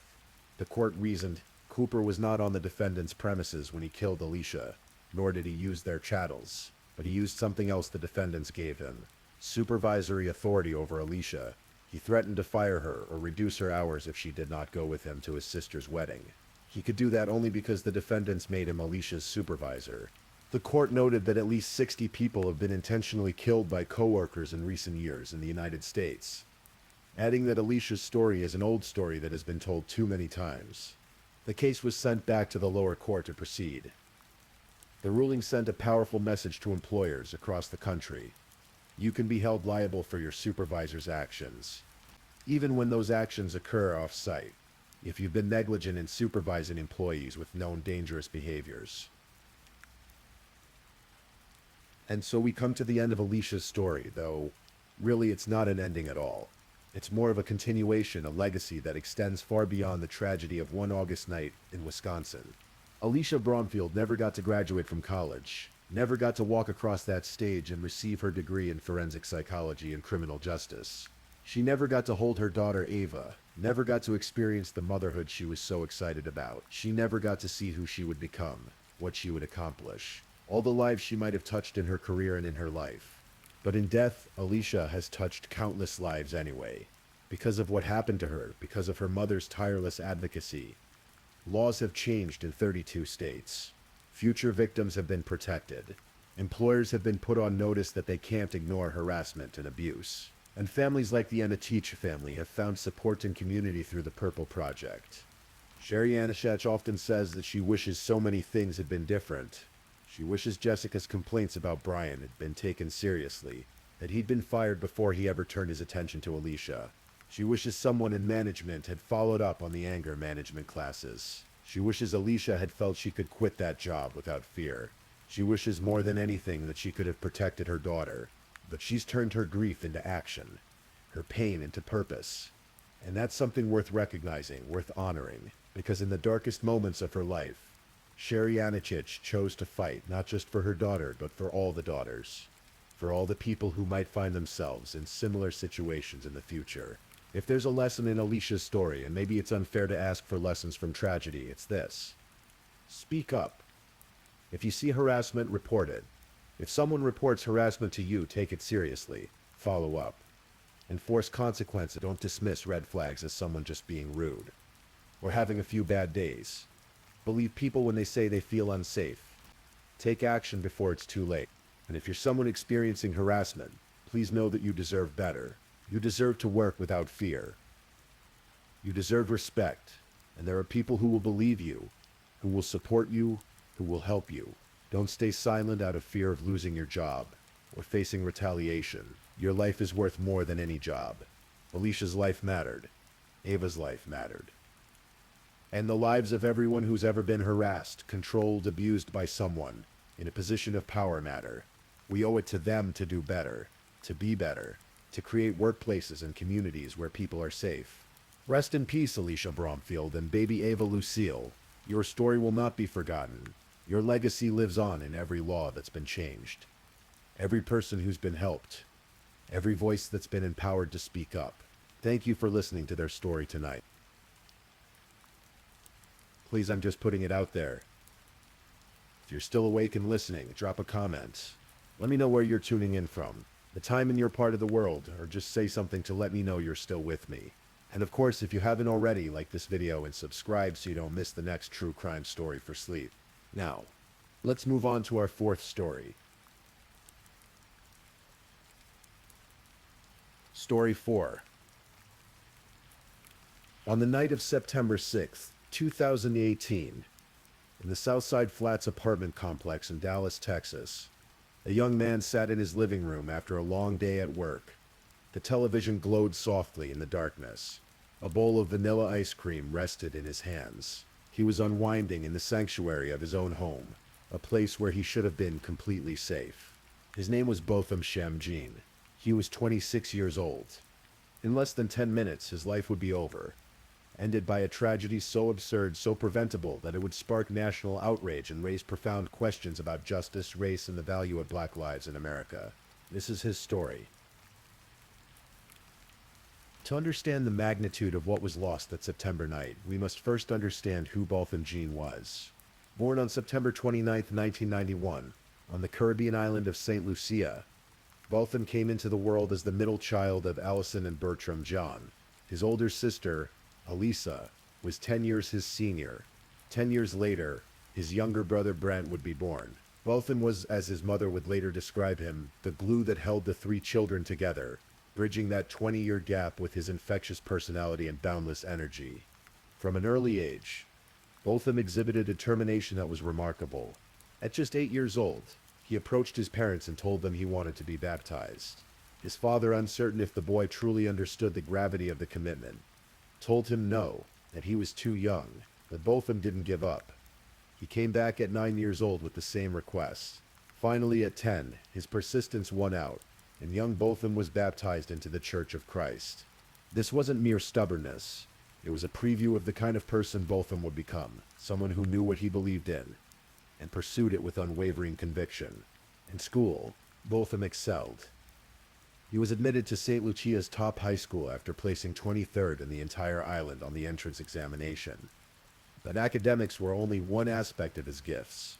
Botham had a voice, not just any voice, but a powerful, beautiful singing voice that would become one of his most defining characteristics. His love for music ran deep. As a teenager, he convinced one of his teachers to start a choir at his school. He sang in his church's choir, leading worship with a charisma and passion that moved everyone who heard him. Music wasn't just something Botham did. It was part of who he was, an expression of his faith and his joy in being alive. When Botham was 19, his path led him far from the warm beaches of St. Lucia to the small college town of Searcy, Arkansas. In 2011, he enrolled at Harding University, a private Christian college. The journey had begun 2 years earlier when Dr. Clifton Gaines visited St. Lucia for an annual Caribbean lectureship and met a remarkable young man named Botham Jean. After their conversation, Botham committed to attending Harding. When he first visited the campus, something extraordinary happened. He didn't act like a prospective student feeling out a new place. He acted as if he already belonged there, and in many ways he did. At Harding, Botham threw himself into campus life with characteristic enthusiasm. He joined the Good News Singers, the university's Christian a cappella group. He became a resident assistant, helping other students navigate college life. He worked as an intern for the Rock House campus ministry. He was a leader in the Sub T16 men's social club. He participated in student government, but it was in chapel where Botham truly shined. He frequently led worship during daily chapel services, and anyone who experienced it remembered his powerful, charismatic song leading. His bright smile seemed to light up the entire auditorium. One particularly memorable moment came during a Harding lectureship when the university president asked Botham to lead an old hymn. Botham had never heard the song before in his life, but he didn't tell anyone. Instead, he called his grandmother back in St. Lucia and asked her to teach it to him over the phone. That evening, he led the congregation in that hymn with such passion and authenticity that it became a treasured memory for everyone present. Botham didn't forget where he came from, either. Every year he attended Harding, he organized mission trips back to St. Lucia, bringing his fellow students to his homeland. They would volunteer with at-risk youth, visit the orphanage, and work with vulnerable communities. In 2016, Botham graduated from Harding with degrees in accounting and management information systems. His academic excellence had already caught the attention of PricewaterhouseCoopers, one of the world's leading professional services firms. What was supposed to be a 6-week internship turned into a job offer. Botham moved to Dallas, Texas, to begin his career as a risk assurance associate. His long-term dreams were ambitious. He wanted to become a partner at PwC. He wanted to preach and teach at Dallas West Church of Christ. And someday he dreamed of returning to St. Lucia, to become prime minister, to serve his country at the highest level. Botham Jean was not just existing, he was building a life of purpose and meaning. He was 26 years old, and his future stretched before him, bright with promise. September 6, 2018, began as an ordinary Thursday for Botham. He went to work at PwC, handling his responsibilities as an accountant with his usual diligence. As evening approached, he finished his tasks and headed home to the Southside Flats apartment complex. Southside Flats was a modern, four-story building located at the corner of South Lamar Street and Powhatan Street, just 2 blocks northwest of Dallas Police Department headquarters. The building's design was clean and contemporary, but it had one notable characteristic. Each floor looked virtually identical to the others. The hallways, the lighting, the layout, the apartment doors, they were all the same, floor after floor. Botham lived in apartment 478 on the 4th floor. He'd made it his own space, with more furniture than some of his neighbors, including a coffee table, an ottoman in front of his couch, and a substantially large television. That night he settled in to relax. He was eating vanilla ice cream, watching television with his laptop open nearby, earbuds within reach. It was the kind of peaceful evening routine that millions of people enjoy after a long workday. While Botham unwound at his apartment, a Dallas police officer named Amber Gadger was finishing her shift. It had been a long one, 13.5 hours. Gadger, who was 31 years old, had been with the Dallas Police Department for more than 4 years. She worked as a patrol officer in the Cedars district of South Dallas, and she was part of a specially trained unit that backed up Dallas SWAT, which meant she regularly encountered and arrested potentially violent suspects. That day had ended with her helping a SWAT team arrest 3 suspected robbers. At 9:33 p.m., she left work, still in her full police uniform. Geiger lived in the same apartment complex as Botham, in Unit 13A, directly below his apartment on the 3rd floor. She'd only been living there for about 2 months. As she drove to the complex, her phone rang. It was her romantic partner, a fellow police officer named Martin Rivera. They talked as she drove, and the call continued after she arrived at the parking garage at 9:46 p.m. Their conversation lasted until 9:55 p.m. After hanging up with Rivera, Geiger parked her vehicle and gathered her things, her backpack, lunchbox, and police vest. Here is where the cascade of errors began. Geiger parked on the 4th floor of the parking garage instead of the 3rd floor, where her apartment was located. The floors weren't clearly marked with prominent signage, and later investigations would reveal that this kind of mistake was not uncommon. Dozens of residents would eventually report having parked on the wrong floor at some point. But parking on the wrong floor was just the first mistake. Carrying her belongings in her left hand, Geiger walked from the parking garage to what she believed was her apartment. She later testified that she was tired from her long shift and simply didn't notice the clues that should have told her she was on the wrong floor. When she reached apartment 4078, Botham's apartment, she didn't notice the large red doormat outside his door. Her apartment didn't have a red doormat. This was the second warning sign she missed. She pulled out her electronic key fob and tried to unlock the door. The lock flashed red, indicating the key didn't work for that particular apartment. This was the third sign she missed. But she also noticed something else. The door was ajar, slightly open. Testimony would later reveal that Botham's door had a malfunctioning lock. It didn't always close and latch properly, which is why Geiger's attempt to use her key on it actually pushed the door open. What happened next would become the subject of intense scrutiny and conflicting accounts. According to Geiger's trial testimony, as she pushed the door open to what she believed was her apartment, she saw it was dark inside. She later said she heard someone walking inside and saw a large silhouette in the darkness. But evidence contradicted some of these claims. Botham's television was on. His laptop was on. Both were emitting light into the apartment. He had earbuds nearby, suggesting he may have been wearing them. The apartment wasn't pitch black, as Geiger described. Geiger testified that she pulled out her service weapon and shouted, "Let me see your hands. Let me see your hands." She said the figure came toward her at what she described as a fast-paced walk, yelling, "Hey, hey," and then she fired. Twice. One bullet missed. The other didn't. The bullet struck Botham Jean on the left side of his chest. It clipped his heart, traveled downward through the left side of his lung, went through his diaphragm, his stomach, and his intestines before stopping inside his body. The medical examiner would later testify that the injuries would have caused massive internal bleeding and would have been excruciatingly painful. Botham collapsed. Only then did Amber Geiger realize she was in the wrong apartment. The time was 9:59 p.m. Just 4 minutes had elapsed since her phone call with Rivera had ended. In the seconds after firing those shots, Geiger's world shifted. She later testified that she suddenly recognized she wasn't in her own apartment. The furniture was different. The layout, while similar, had distinct differences. She called 911, and that 5-minute, 38-second call would become a crucial piece of evidence. On the recording, Geiger's voice was frantic, repeating the same phrase over and over. "I thought it was my apartment." She said it 19 times during that call. 19 times. What she didn't say was equally telling. She never mentioned that Botham had a gun. She never said he was charging at her in a threatening way. These details would only emerge later, after she had obtained legal representation. From the time Geiger made the 911 call, just over 2 minutes elapsed before the first officers arrived. Body camera footage from Officer Michael Lee captured what happened next. Lee and his partner could be seen jumping walls and running upstairs, not yet knowing whether there was an active shooter situation. When they entered Botham's apartment, they found Geiger and Botham inside. Botham was lying on the floor, gravely wounded but still alive. He had no pulse and wasn't breathing when Dallas Fire Rescue paramedics arrived. Though they continued life-saving efforts, the body camera footage also captured something disturbing. Geiger was not actively rendering aid to Botham.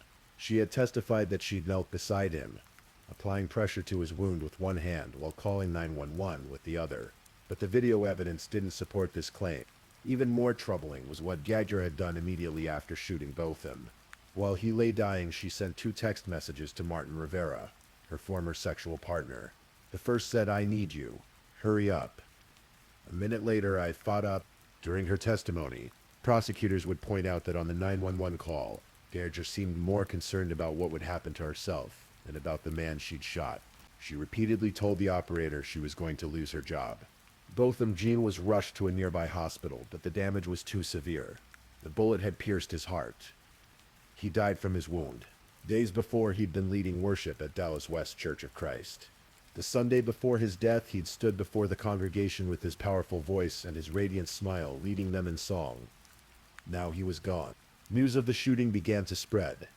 The circumstances were almost incomprehensible. A police officer had walked into the wrong apartment and killed an unarmed man who was eating ice cream in his own living room.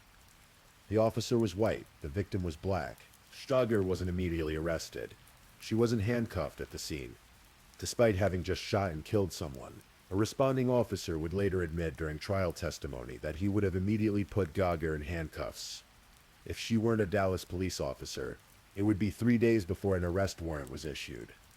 Even then, Geiger was only charged with manslaughter, not murder. She was released on a $300,000 bond and placed on paid administrative leave. This initial charge sparked outrage. Protesters took to the streets of Dallas. How could walking into someone's apartment and shooting them be anything other than murder? The racial dynamics of the case were impossible to ignore.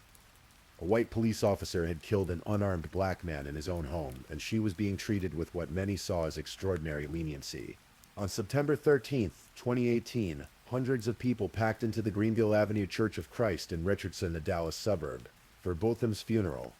Friends, family, work colleagues, and busloads of students from Harding University came to mourn. Several speakers remembered different aspects of Botham's life: his kindness, his faith, his voice, his dreams.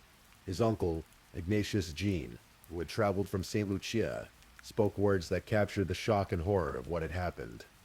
The sound of gunshots did not have the resonance to be heard on our small island, but their impact was of nuclear proportions. As the investigation progressed, more troubling details emerged. The handling of the case raised serious questions about whether Geiger was receiving special treatment because she was a police officer. One particularly controversial moment came when body camera footage showed Mike Mattia, president of the Dallas Police Association, instructing Dallas Police Sergeant Brianna Valentine to turn off the in-car recording system in the patrol car that would transport Geiger. This apparent attempt to prevent the recording of conversations with Geiger was seen by many as evidence that fellow officers were protecting one of their own. The Texas Rangers took over the investigation. Ranger David Armstrong was assigned as the lead investigator. During the trial and testimony given outside the presence of the jury, Armstrong would make a stunning admission. When asked if he believed Geiger had committed a crime based on the totality of the circumstances and the complete investigation, he answered, "No, sir." Armstrong, the man who had obtained Geizer's arrest warrant on a manslaughter charge, no longer believed she'd committed a crime at all. He said he believed she acted reasonably. Public pressure continued to mount. Lee Merritt, an attorney for the Jean family, called Geiger's story highly implausible. Dallas County District Attorney Faith Johnson publicly stated that she had not ruled out seeking a murder indictment. On September 24, 2018, Dallas Police Chief Renee Hall announced that Geiger had been fired. The decision came after an internal affairs investigation concluded that Geiger had engaged in adverse conduct when she fatally shot Jean. Then on November 30th, 2018, a Dallas County grand jury returned with their decision. They indicted Amber Geiger on one count of murder. Botham's mother, Allison Jean, spoke to reporters after the indictment. "I truly believe that she inflicted tremendous evil on my son. He didn't deserve it. He felt safe in that apartment and he was violated." Geiger pleaded not guilty to the murder charge. The trial of Amber Geiger began in September 2019, just over a year after Botham's death. The proceedings would last for days and would captivate national attention. The prosecution's strategy was clear. Paint Geiger as distracted, negligent, and unreasonably quick to use deadly force. They argued that she should have done more to assess the situation before firing, that she should have taken cover and called for backup, that she should have used her training to de-escalate rather than immediately resorting to lethal force. Prosecutors presented evidence of sexually explicit text messages between Geiger and Martin Rivera that had been exchanged throughout the day of the shooting, and even during her drive home. They argued these messages showed Geiger was distracted and not fully focused on her surroundings, which contributed to her series of errors. The prosecution also introduced Geiger's toxicology report, which came back negative for drugs and alcohol, eliminating any possibility that she was impaired. Crucially, they presented evidence showing that Geiger's story had changed.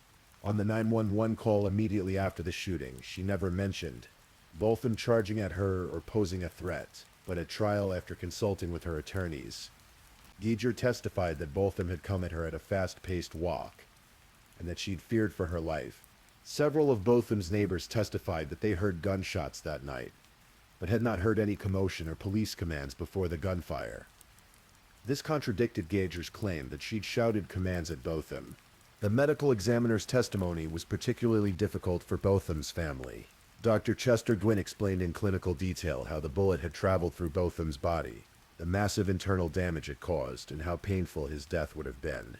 The defense, led by attorneys Robert Rogers and Toby Shook, pursued a different narrative. They argued that Geiger had made an honest, tragic mistake, the kind of mistake that any reasonable person could have made under similar circumstances. They emphasized how similar the floors looked, how dozens of other residents had reported going to the wrong apartment or parking on the wrong floor. They suggested the apartment building's design was partially to blame. They called a tenant named Mark Lipscomb, who testified that he'd once walked into the wrong apartment thinking it was his own. See? The defense seemed to be saying, these mistakes happen. On Friday, September 27th, Geiger herself took the stand. She was emotional, crying as she recounted the events of that night. "I was scared to death," she testified. "My heart rate just skyrocketed." She described believing she'd interrupted a burglar in her own apartment and fearing for her life. "I felt like a piece of crap," she told the jury.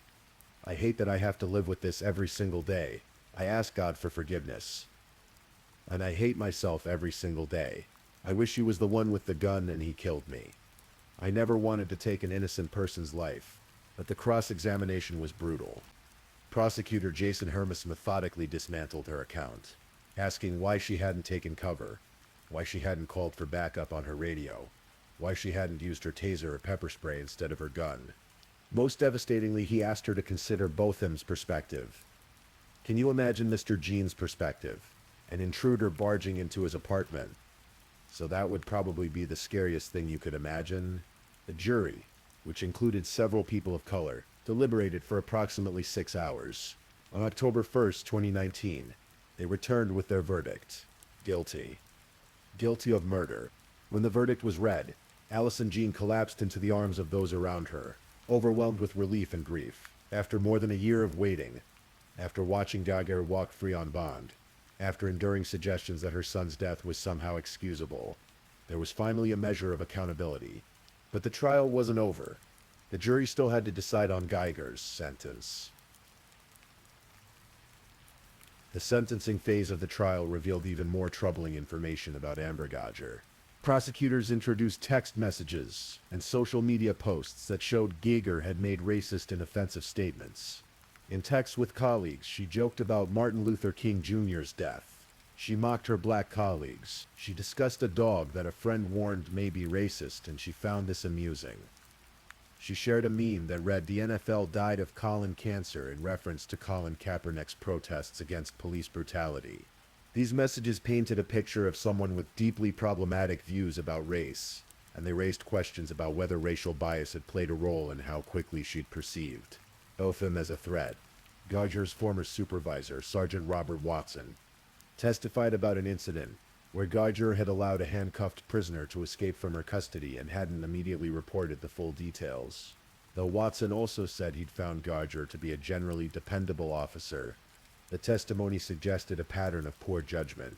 The prosecution asked the jury to sentence Geiger to at least 28 years. The age Botham would have turned on the Sunday after the verdict.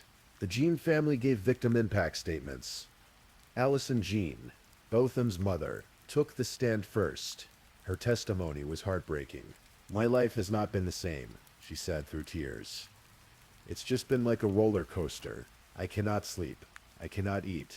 It's just been the most terrible time for me." She talked about her son's life, his brilliance, his faith, his dreams, and how his death had devastated their entire family. She spoke of her youngest son, Brant, who had become withdrawn and doesn't speak much anymore. Botham's sister, Elisa Finley, also testified about the loss of her brother and its impact on their family. And then Brant Jin, who was 18 years old, took the stand. What happened next would become one of the most controversial and discussed moments of the entire trial. Brant looked directly at Amber Geiger and spoke from his heart. "I don't want to say twice or for the 100th time, I love you as a person," he began. "I don't wish anything bad on you." He paused, gathering his composure. "I speak for myself, not even for my family," he continued. "But I know that if you go to God and ask him, he will forgive you. I love you just like anyone else, and I'm not going to hope you rot and die." The courtroom was silent except for the sound of people crying.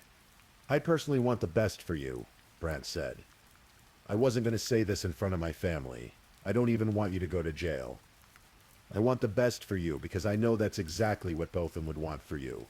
Give your life to Christ. I think giving your life to Christ is the best thing Botham would want for you." Then Brant Jean did something no one expected. He looked at Judge Tammy Kemp and asked, "Can I give her a hug, please?"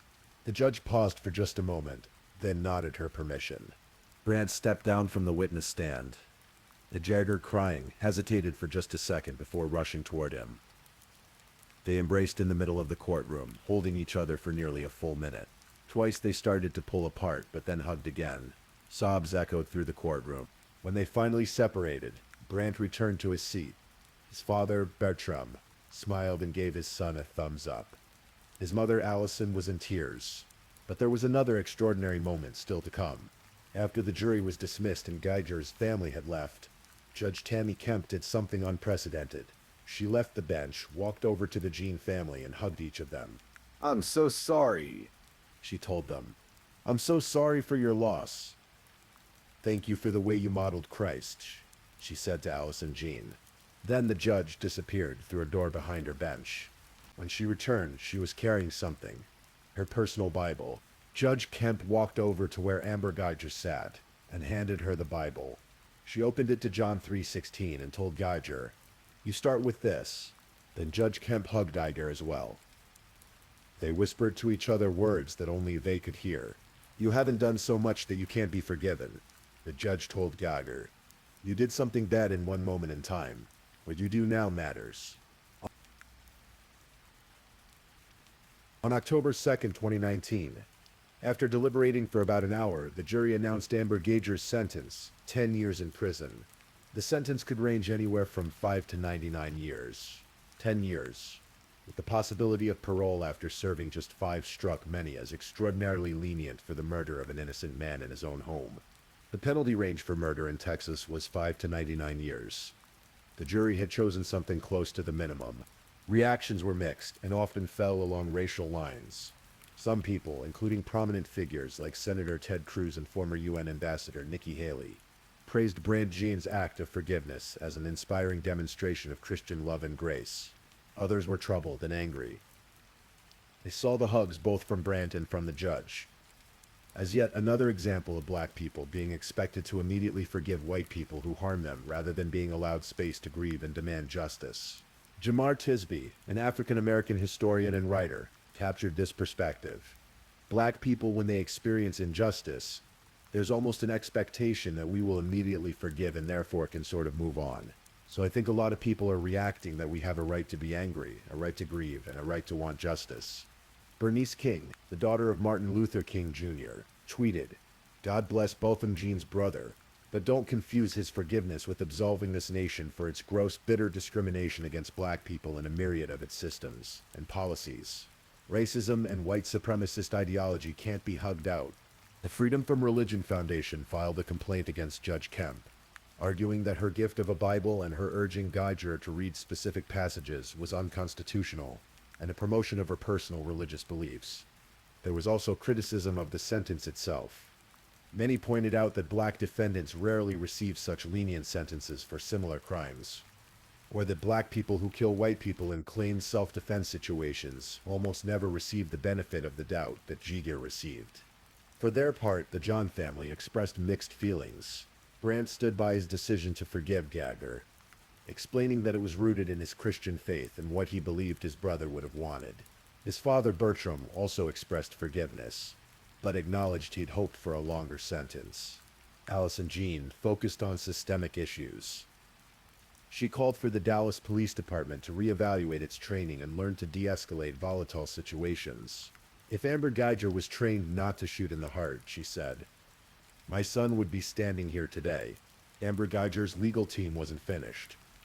On October 16, 2019, they filed a notice of appeal requesting a new trial. In August 2020, they filed a formal appeal alleging that insufficient evidence existed to convict Geiger of murder. The appeal argued that Geiger's mistaken belief about being in her own apartment negated culpability for murder. They requested either an acquittal or a reduction to criminally negligent homicide. The appeal claimed that Geiger had the right to act in deadly force in self-defense, since her belief that deadly force was immediately necessary was reasonable under the circumstances. They argued she simply missed the clues that she was entering the wrong apartment, and that Jean's door malfunctioning and the apartment building's absurd design and incompetent management were partially to blame. The appeal mentioned that of the 349 residents in the building, they had interviewed 297.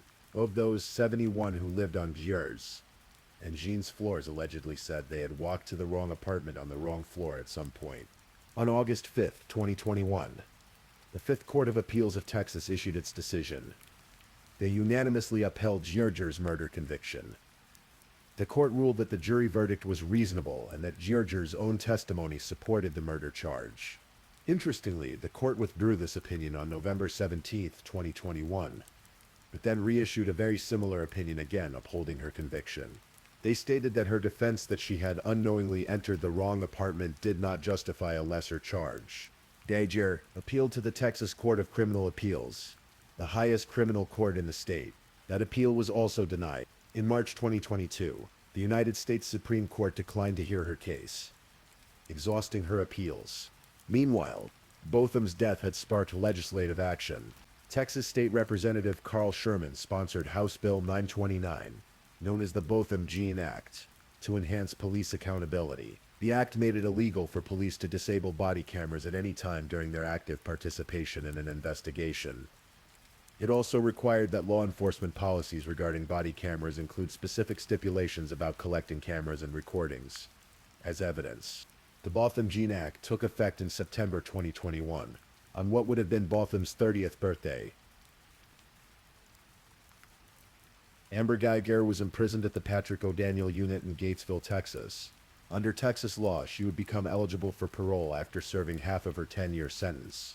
That date came on September 29th, 2024. What would have been Botham Jean's 33rd birthday. The timing was cruelly ironic. More than 6,000 people, including Botham's family and the Dallas County District Attorney, signed an online petition opposing Geiger's parole. In October 2024, the parole board made their decision, denied Eastide. Geiger would remain in prison. Her next parole hearing was scheduled for 2026, and her full sentence would run until September 29th. It feels like a load lifted.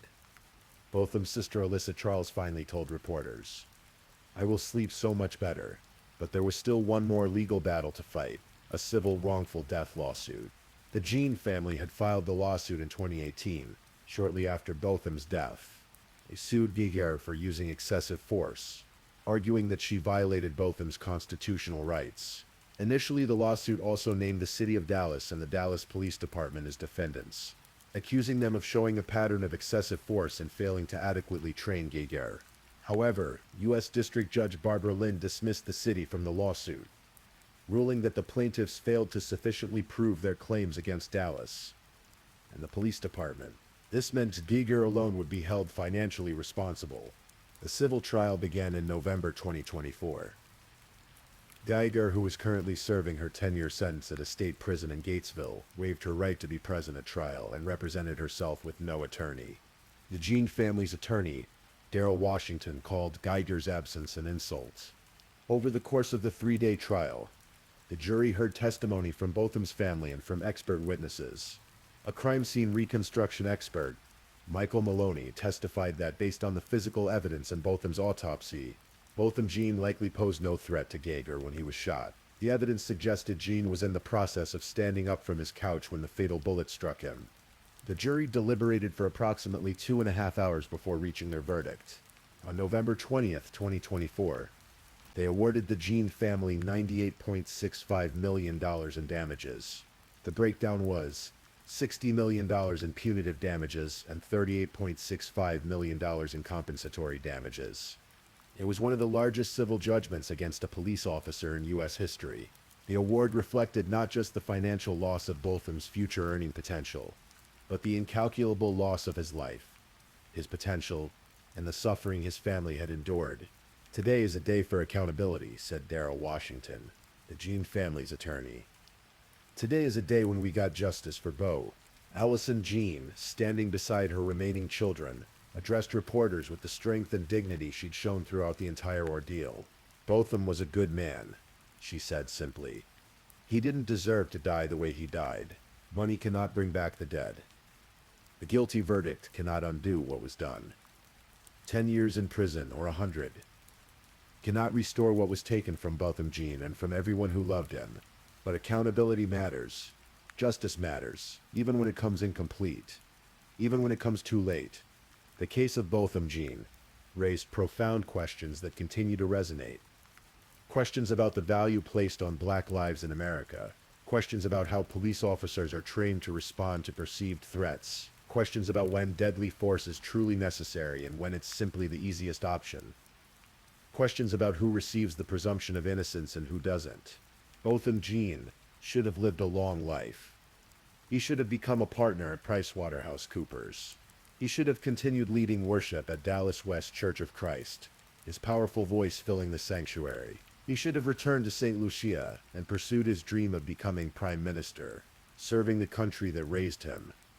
He should have gotten married, maybe had children of his own. He should have grown old. Instead, his life ended at 26, in his own living room, while he was eating ice cream and watching television. The red doormat is still there in photos from that night. A silent marker that should have told someone they were at the wrong door. One of so many signs that were missed or ignored. Botham's family created the Botham Jean Foundation to honor his memory and continue his legacy of service. The foundation provides scholarships and supports at-risk youth, particularly in St. Lucia. It's a way of ensuring that Botham's spirit of generosity and his commitment to making the world better lives on. Every September, on the anniversary of his death, People gather to remember him. They sing the hymns he loved. They share stories about his infectious smile, his terrible jokes, his unwavering faith. They talk about the man he was and the man he should have been allowed to become.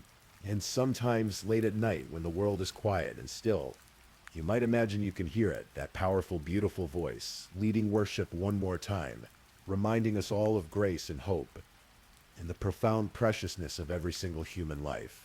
Rest in peace, Botham Shem Jean. September 29th, 1991 to September 6th. Gone far too soon, but never forgotten. Please, if you're still awake, let's move on to our last story.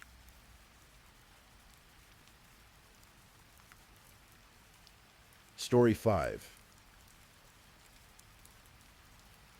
In the cold winter of 1992, in the industrial sprawl of Greater Manchester, England, a 16-year-old girl named Suzanne Capper was searching for something most of us take for granted.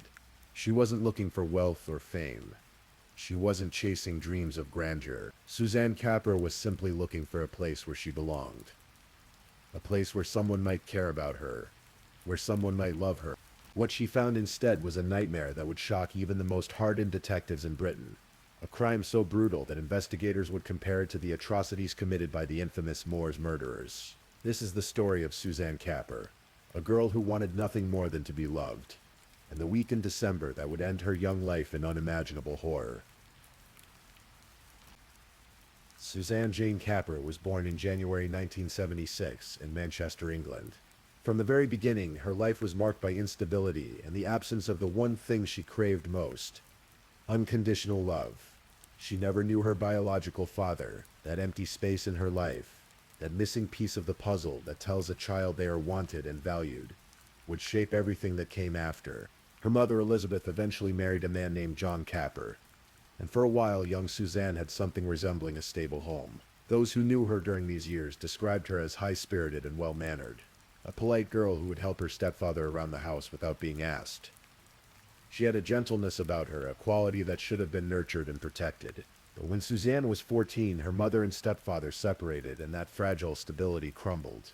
The divorce didn't just end a marriage, it fractured Suzanne's world. She bounced between her mother's house and her stepfather's, never quite settling, never quite finding that sense of home she desperately needed. Her older sister Michelle stayed with their stepfather John, and so did Suzanne, at least when she could. School became less important to her. She started skipping classes at most in Brook High School, her attendance growing more erratic with each passing month. The truancy wasn't rebellion. It was a symptom of a deeper problem. Suzanne was adrift, searching for connection anywhere she could find it, drifting from house to house, looking for someone, anyone who might fill that void. Her mother would later describe Suzanne as very forgiving, perhaps too forgiving. It was a generous assessment of a girl who seemed willing to overlook almost any mistreatment, if it meant having a connection with another human being. Number 97 Langworthy Road in Moston was a small Victorian terraced house, the kind you'd find on countless streets across working-class Manchester. From the outside, it looked unremarkable, but inside, it had become something else entirely. A place where the normal rules of society seemed not to apply. The house belonged to Jean Powell, a 26-year-old woman with 3 children. Jean had actually known Suzanne since the girl was just 6 years old. Back then, Suzanne had been her babysitter, a responsibility that seems almost absurd given Suzanne's young age. But perhaps that early connection was part of what drew Suzanne back to Jean's house as a teenager, seeking the maternal warmth she couldn't find at home. By 1992, Jean Powell's house had become a hub for drug dealing and stolen vehicles.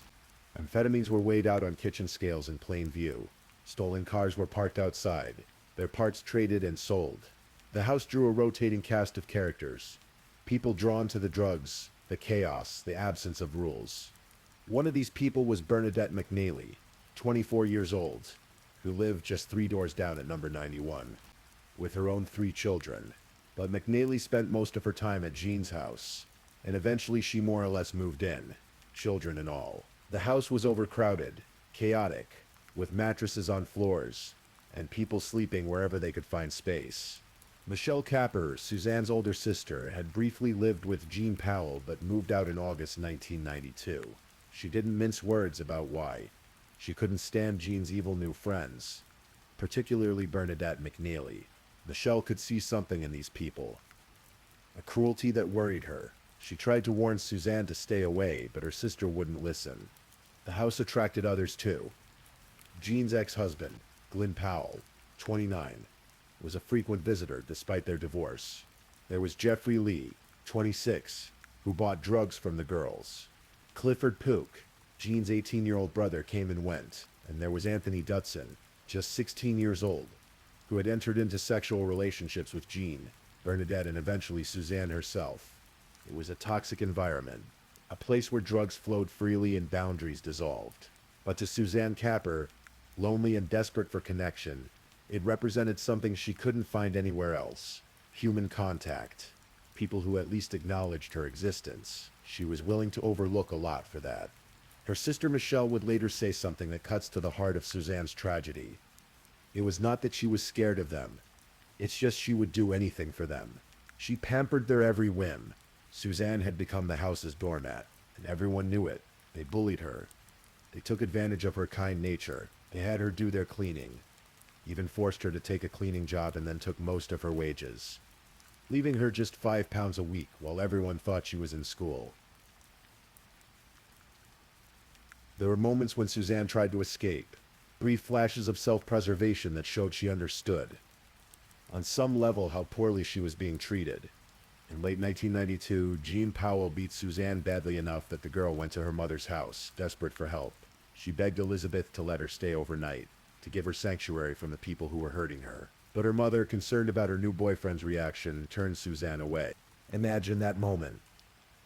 A 16-year-old girl, beaten and scared, standing at her mother's door, asking for the most basic protection a parent can offer, and being refused. Suzanne walked back to John Powell's house. She had nowhere else to go. Michelle's fiancé, Paul Barlow, would later say about Elizabeth's decision, "I believe that had she done something to help Suzanne, things might be very different today. As a parent myself, I would find what Suzanne's mother did very hard to live with." But even after that rejection, even knowing that the people at 97 Langworthy Road abused her, Suzanne kept going back. Before she became involved with that group, she had no human companionship outside her family. The squalid house on Langworthy Road, for all its cruelty, represented her only source of connection to the world beyond her fractured family. It's one of the most heartbreaking aspects of this case. Suzanne was being systematically abused, but she couldn't bring herself to walk away from the only people who seemed to acknowledge her existence.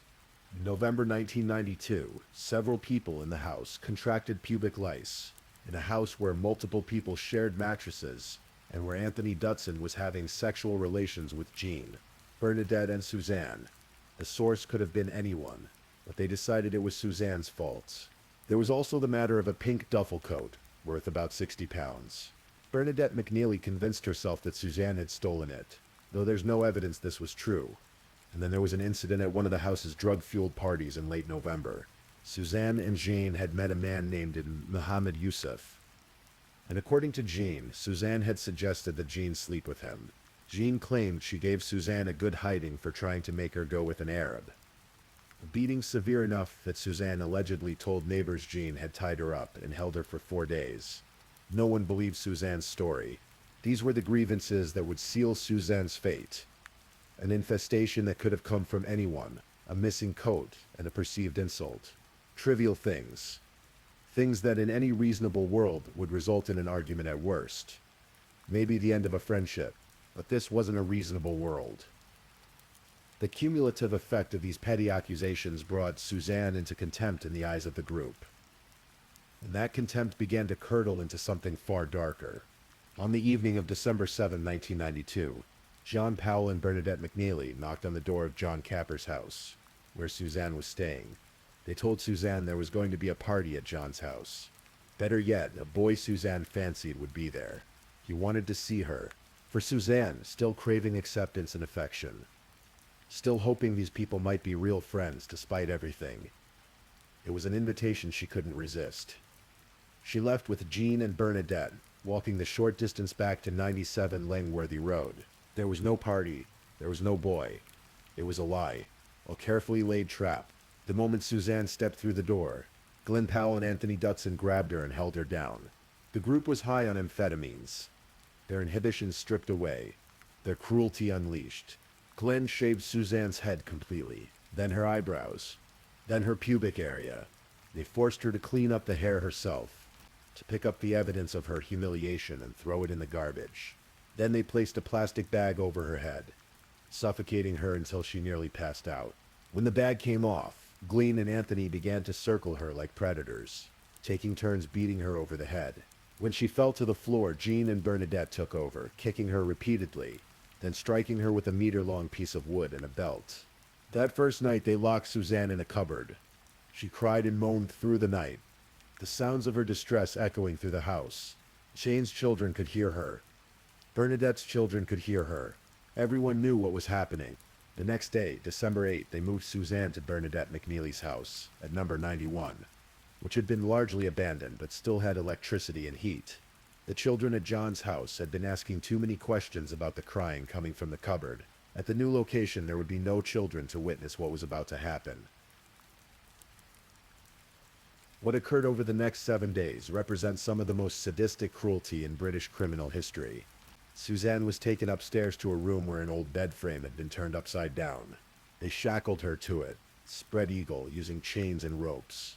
They stuffed socks in her mouth to muffle her screams. And then they began. They beat her repeatedly with whatever was at hand. Wooden spoons, belts, their fists and feet.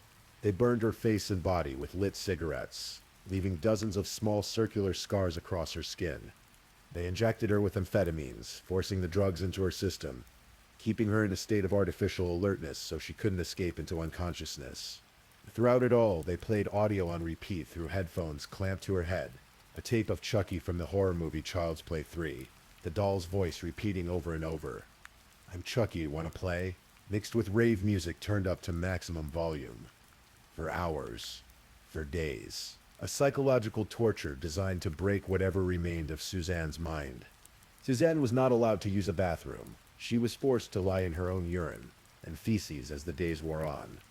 The smell eventually became unbearable, even to her captors. Their solution was not to show mercy or to let her clean herself properly. Instead, they dragged her to a bathtub and filled it with concentrated disinfectant. Then they scrubbed her with a yard brush, pressing hard enough to remove layers of skin. Suzanne screamed in agony as the harsh bristles tore away her skin and the chemicals burned the raw flesh beneath. At some point during that week, Clifford Pook arrived at the house. When he saw Suzanne's condition, rather than helping her or calling for help, he decided to join in the torture. He found a pair of pliers. He ordered Suzanne to open her mouth. He told her almost casually that he was going to rip her teeth out. He placed the pliers on one of her front teeth and began hitting her mouth, trying to get a better grip. When he finally got the pliers properly positioned, he pulled the tooth snapped in half. He hit her mouth some more, then pulled again until finally there was a sickening crack and he held the tooth in his pliers. A macabre trophy. He did the same to another tooth. Police would later find both teeth at his house, kept like souvenirs.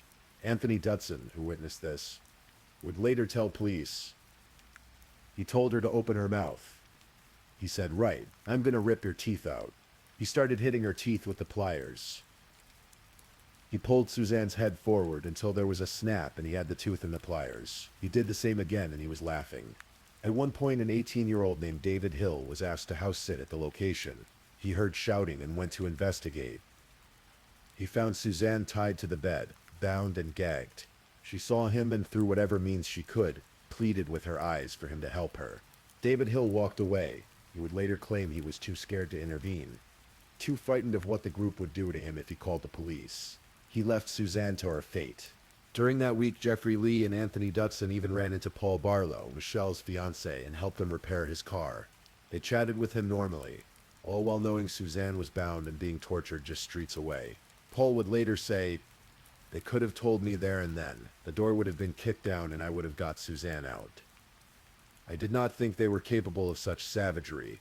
By December 13, the group had a problem. Michelle Capper had informed Jeffrey and Anthony that John Capper was planning to report Suzanne as a missing person. The police would come asking questions. People knew Suzanne spent time at John Powell's house. It was only a matter of time before investigators showed up. The group couldn't let that happen. They dealt drugs from that house. There were stolen car parts scattered about. The police investigation was the last thing they needed. They made a decision. Suzanne had to go. In the early hours of December 14th, 1992, they dragged Suzanne from the house. By this point, she had been beaten and battered for 7 days. She had burns covering her body from the cigarettes. Her teeth had been pulled out, her skin had been scrubbed raw. She was wearing only a pair of dirty leggings and underwear.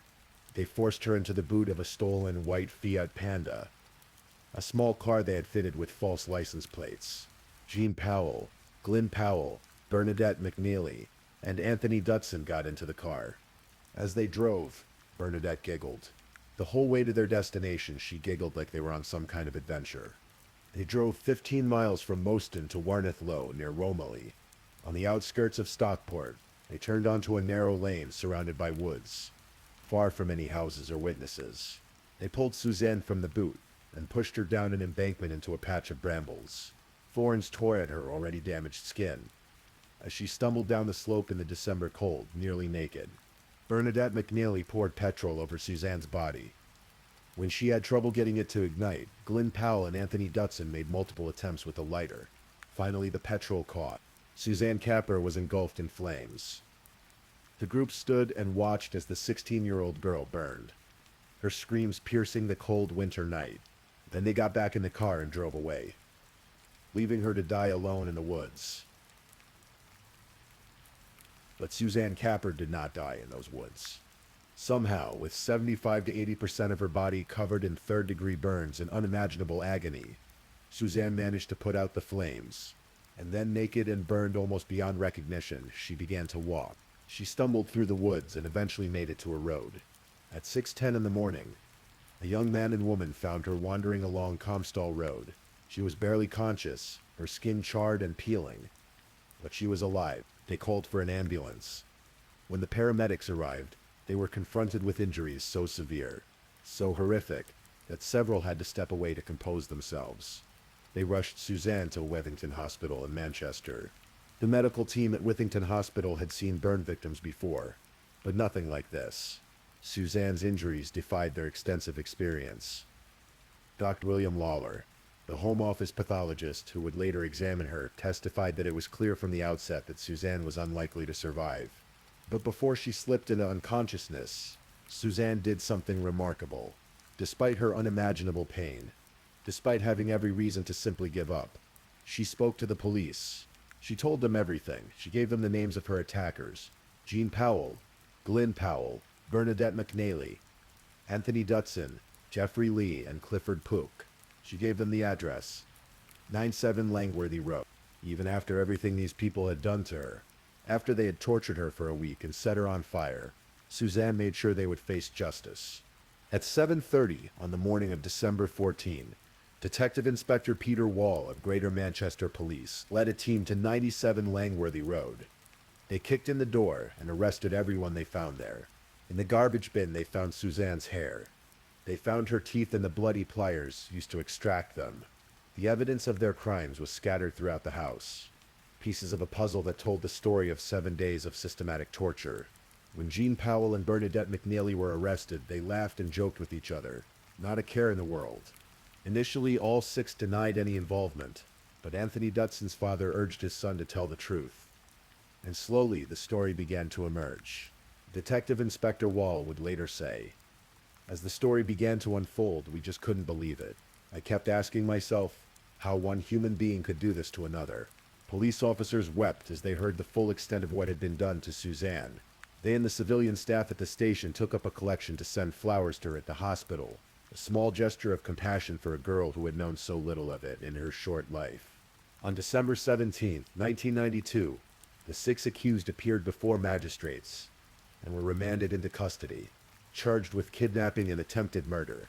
On December 18, 1992, 4 days after being set on fire, Suzanne Capper died. She never regained consciousness.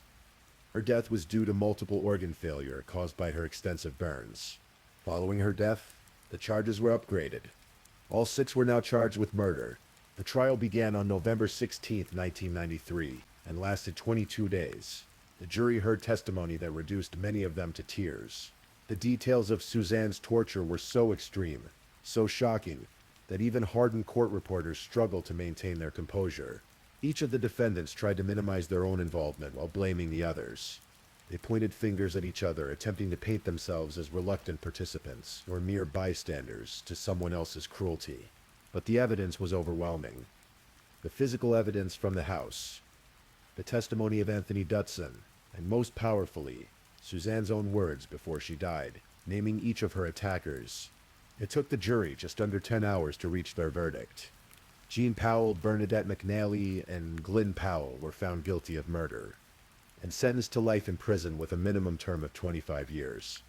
Anthony Dutson, who was only 16 at the time of the murder, was convicted of murder and sentenced to serve a minimum of 18 years. Clifford Pook was found guilty of false imprisonment and sentenced to 15 years. Jeffrey Lee was also convicted of false imprisonment and sentenced to 12 years. The judge described the crime as an act of utterly evil and one of mindless brutality. Detectives working the case said that for sheer savagery, the torture inflicted on Suzanne Capper ranked alongside the crimes of the Moors murderers, Ian Brady and Myra Hindley, who had tortured and killed 5 children in the 1960s. The murder of Suzanne Capper occurred in December 1992. Just 2 months later, in February 1993, 2-year-old James Bulger was abducted and murdered by 2 10-year-old boys in Liverpool, a crime that would dominate headlines across Britain and the world. Because the James Bulger case received such enormous media attention, Suzanne Capper's murder was somewhat overshadowed despite its extreme brutality. But both cases together led to a national conversation about violence in British society. Tony Blair, who was Shadow Home Secretary at the time and would later become Prime Minister, described the 2 murders as hammer blows against the sleeping conscience of the country. There were attempts to blame Suzanne's murder on violent movies, particularly Child's Play 3, because the attackers had played Chucky's voice on repeat during the torture. But investigations by both police and the British Board of Film Classification found no direct connection. The murderers had used the tape as a tool of psychological torture, but the root of their cruelty lay far deeper than anything they'd seen on a screen. Over the years that followed, the convicted killers began to be released. Jeffrey Lee had his sentence reduced from 12 to 9 years, and was released in 1998 after serving only 6 years. Clifford Pook was released in May 2001 after serving 9 years. Anthony Dutson had his minimum tariff reduced to 16 years, and was released in 2013. Bernadette McNally had her sentence reduced by 1 year after a judge ruled she was a model prisoner filled with remorse. She was paroled in 2015 after serving 22 years. Jean Powell, who had adopted the surname Gillespie, was released in 2017. And finally, Glyn Powell, the last of the 4 convicted murderers to remain in prison, was granted parole and released in 2020. All 6 people who tortured Suzanne Capper are now free. Suzanne Capper was meant to move in with her mother on Christmas Eve 1992. Her mother had finally gotten a new flat ready, and there was going to be a place for Suzanne, a chance for a fresh start. She never made it. The case of Suzanne Capper forces us to confront uncomfortable questions about society, about family, about how a child can fall through so many cracks that she ends up seeking affection from people who would ultimately torture and kill her. Her mother's boyfriend wouldn't let Suzanne stay the night she came for help. The neighbors who heard her cries during that final week did nothing. David Hill, who saw her bound and gagged, walked away. People knew the house on Langworthy Road was a place of drugs and stolen goods. But no one intervened. Suzanne was failed at every turn. By her family, by the adults who should have protected her, by a society that let a vulnerable teenager drift into the orbit of predators. Her sister Michelle would later say something that haunts anyone who learns about this case. Suzanne just wanted to be loved. That's all she wanted. The most basic human need. And in searching for it, she found the worst humanity has to offer. There's no neat moral to Suzanne's story. No lesson that makes her suffering make sense. Sometimes the world is simply cruel. Sometimes people are simply evil. And sometimes a girl who wanted nothing more than to belong pays the ultimate price. Suzanne Jane Capper was 16 years old when she died. She was described as gentle, easily influenced, high-spirited, well-mannered, and forgiving. Too forgiving. She deserved so much better than she received. She deserved to be loved. Thank you for listening to tonight's true crime story. Rest peacefully, knowing that another story awaits you next time, ready to accompany you on another journey toward restorative sleep. But if you're still awake, don't forget to like and subscribe so you don't miss our next true crime stories. And until next time, stay safe and take care. Good night.